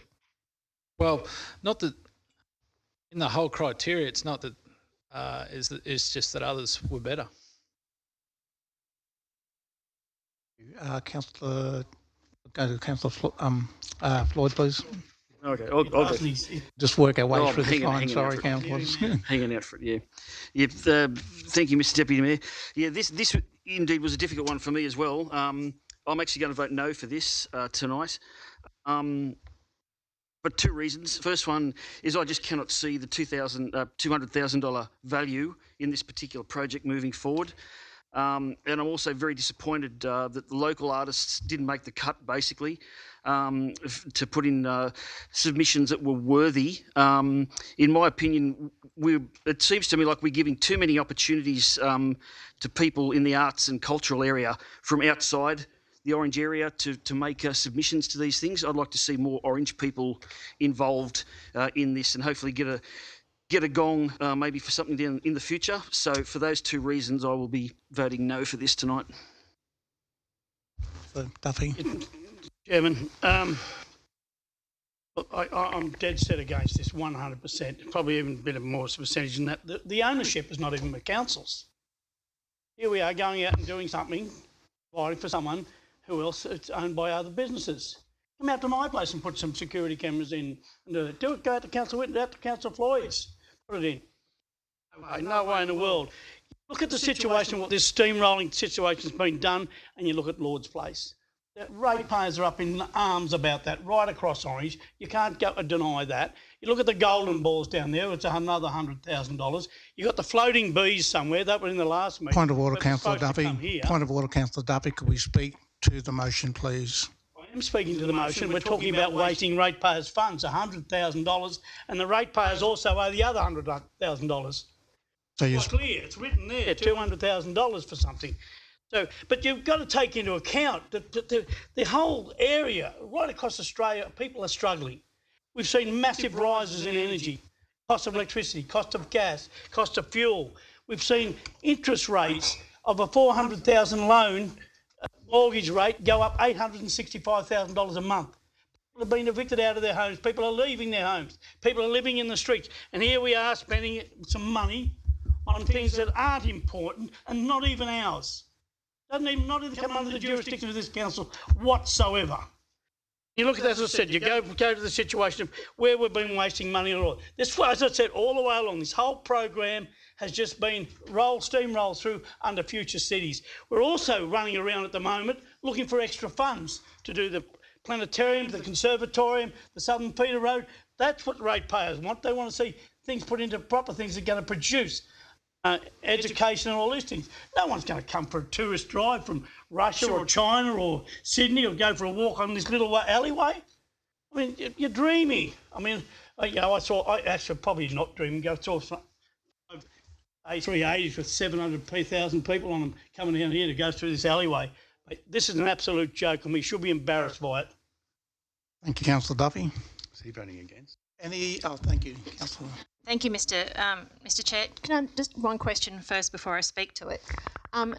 Through you to the CEO, can you clarify once and for all, is that alleyway co-owned between us and Charter Hall?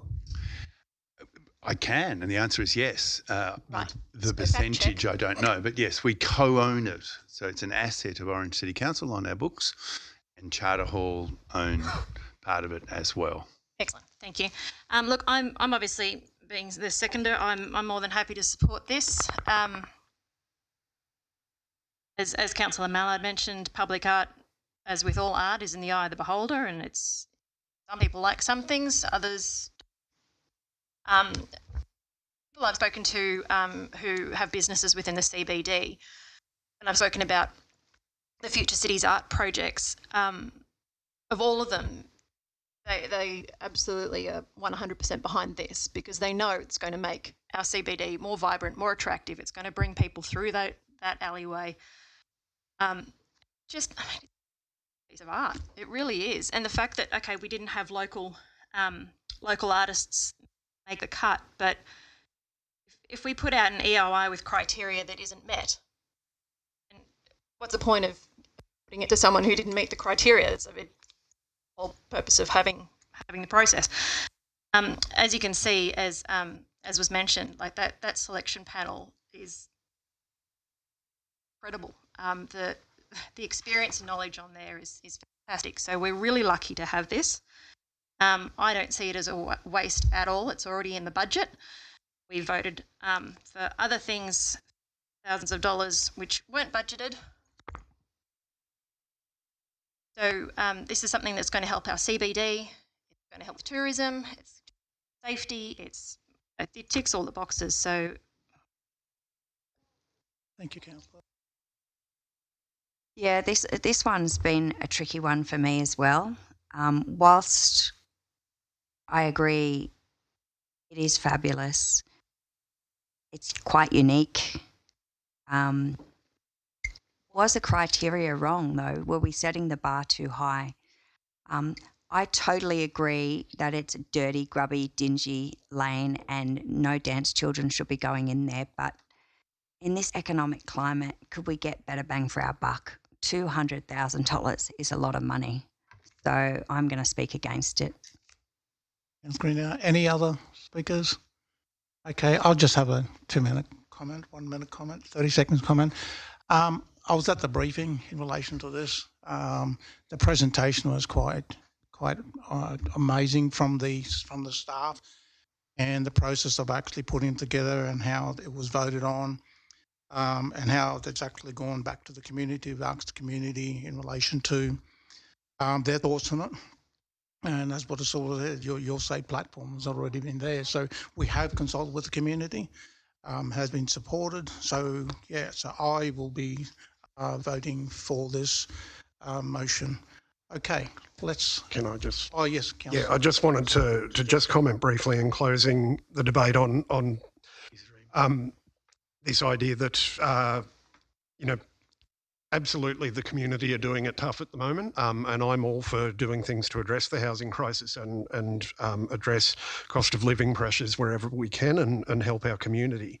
But I think we have to walk and chew gum at the same time. We're responsible for ensuring a vision for the city and for our CBD in particular that is going to see it develop and see it deal with the growth of the community that we're going to be facing. And that's what a lot of these projects are about.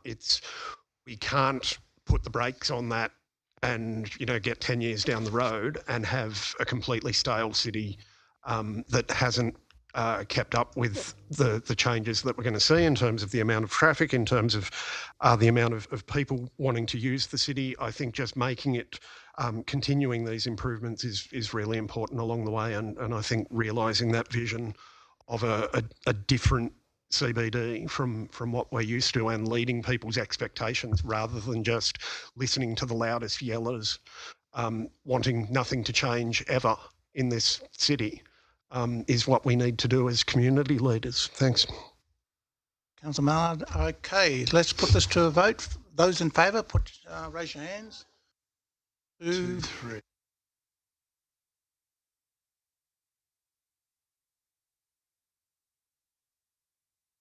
Motion is carried. Thank you very much. We'll move on to 5.7. It's found on page. Forgive me, Mr. Chair. I'm going to take a leave, but I will follow on Teams. And thank you. Good night, everyone. You have a good night. Thanks for having me here. Okay, 5.7, page 63, the clarification. Recommendation. Distributor. Peter, second. Thank you, Councillor Mallard and Councillor McDonald. Can okay, any speakers on this motion, please? Speakers, I will put this motion to a vote. All in favour? Motion carried. Thank you. Move on to 5.8, which is a statement of investment, which is on page 63. Have a move on this motion, please. Thank you, Councillor Floyd, Councillor Mallard. Okay, any speakers on this motion? Okay, no speakers. Next time. Say one thing. Yes, sir. Thank you, Chair. Just wanted to say on the 19th of the next meeting on the 19th, before that meeting, we're going to have a briefing from our old auditor, John O'Malley, who's going to talk to Councillor about our current position with respect particularly to other councils who are seeking special rate variations. So that I think is going to be well worth attending. Yeah, good one. Thank you. Just no comments on this 0.58, 65. Could we move on that? A vote on that there. All in favour? Against? Carried. Well, thanks, councillors and staff. Here we go. 5.9. Yep, I'll move the recommendation. Page, please. Thank you. Page 81. Sorry, sir. Happy to second. Thank you. So we had a mover by Mr. Mallard and seconded by Mr. McDonald. Okay. Any speakers on this motion, please? No speakers. We'll take it to a vote. All in favour? And carried. I move now that we go into the closed meeting. The Chief Executive Officer will now advise the Council if any written submissions have been received relating to any items advertised for consideration by a closed meeting of Orange City Council. I've received no such submissions. Yes, Mr. Councillor Duffy. 6.1 closed. Local government area. A nominations going to anywhere. It looks as though we've got something to hide. I don't know any local government area in New South Wales. Local government's conception that have stopped putting where people get nominated where they want to go. It's a good question, sir. Why is the reason? Okay. It is a good question, sir. So, through you, Mr. Chair, I have a responsibility to the health and safety, shall we say, of staff and includes including councillors. A councillor came to me and made submission to me verbally and said, for personal reasons, I would like this to be enclosed. Now, I have the right to put anything enclosed if I have reason to do so, if I see reason to do so. Only if it meets the Act. Only if it meets that provision of the Act. In this case, I took that evidence given to me verbally, and I considered there was a fair case that the security of that councillor could visibly be in danger. And in that case, I decided to be cautious and put it into closed. Why would something like this, if you go away, we're here away for 4 or 5 hours for a meeting, why don't we have the whole meeting enclosed? Well, through Mr Chair, I'm not going to give you the reasons why I put it in closed because they're very personal to that councillor. Really ordinary, because it looks as though we've got something to hide. Well, you could vote that down if you wish and put it into open. Made my point. Yeah, okay. We'll have one more, Councillor Marlon, before we... Yeah, sorry, I just responding to Councillor Duffy's concerns. I guess I'll say obviously different councillors. There's no debate. Not a debate. Councillors don't tell each other. The chair runs the meeting. Yeah, thank you. Yeah. Okay, well, moving on into closed meeting, I will now read out the Act in accordance with the Local Government Act 1993 and the Local Government Government General Regulation 2021. In the opinion of the Chief Executive Officer, the following business is in a kind as referred to in Section 10A brackets 2 of the Act and should be dealt with in confidential session of the council meeting closed to the press and public. 6.1 is 2020. We enclosed. Sorry? Oh, okay, sorry. Yeah, I need to be, sorry. Sorry. 6.1, 2023 Local Government New South Wales Conference, Council's nomination for council attendance and submissions of motions. 6.2, minutes of the Audit Risk Management Committee, 7th of June 2023, and are classified confidential under the provision section 10A brackets 2, the Local Government Act 1993, which permits the meeting to be closed to the public for business relating to brackets F Act 1993, which permits the meeting to be closed. Matters affecting the security of council, councillors, council staff of council or all council property. 6.3, lease part post office lane. 6.4, lease lot 2 DP 626589 Alvin Lane. 6.5, the acquisition assessment lot 2 DP 756899 Lake Canobolis to Orange Water and Sewer Pipeline. And 6.6, tender supply installation of LED lighting, Orange Regional Airport.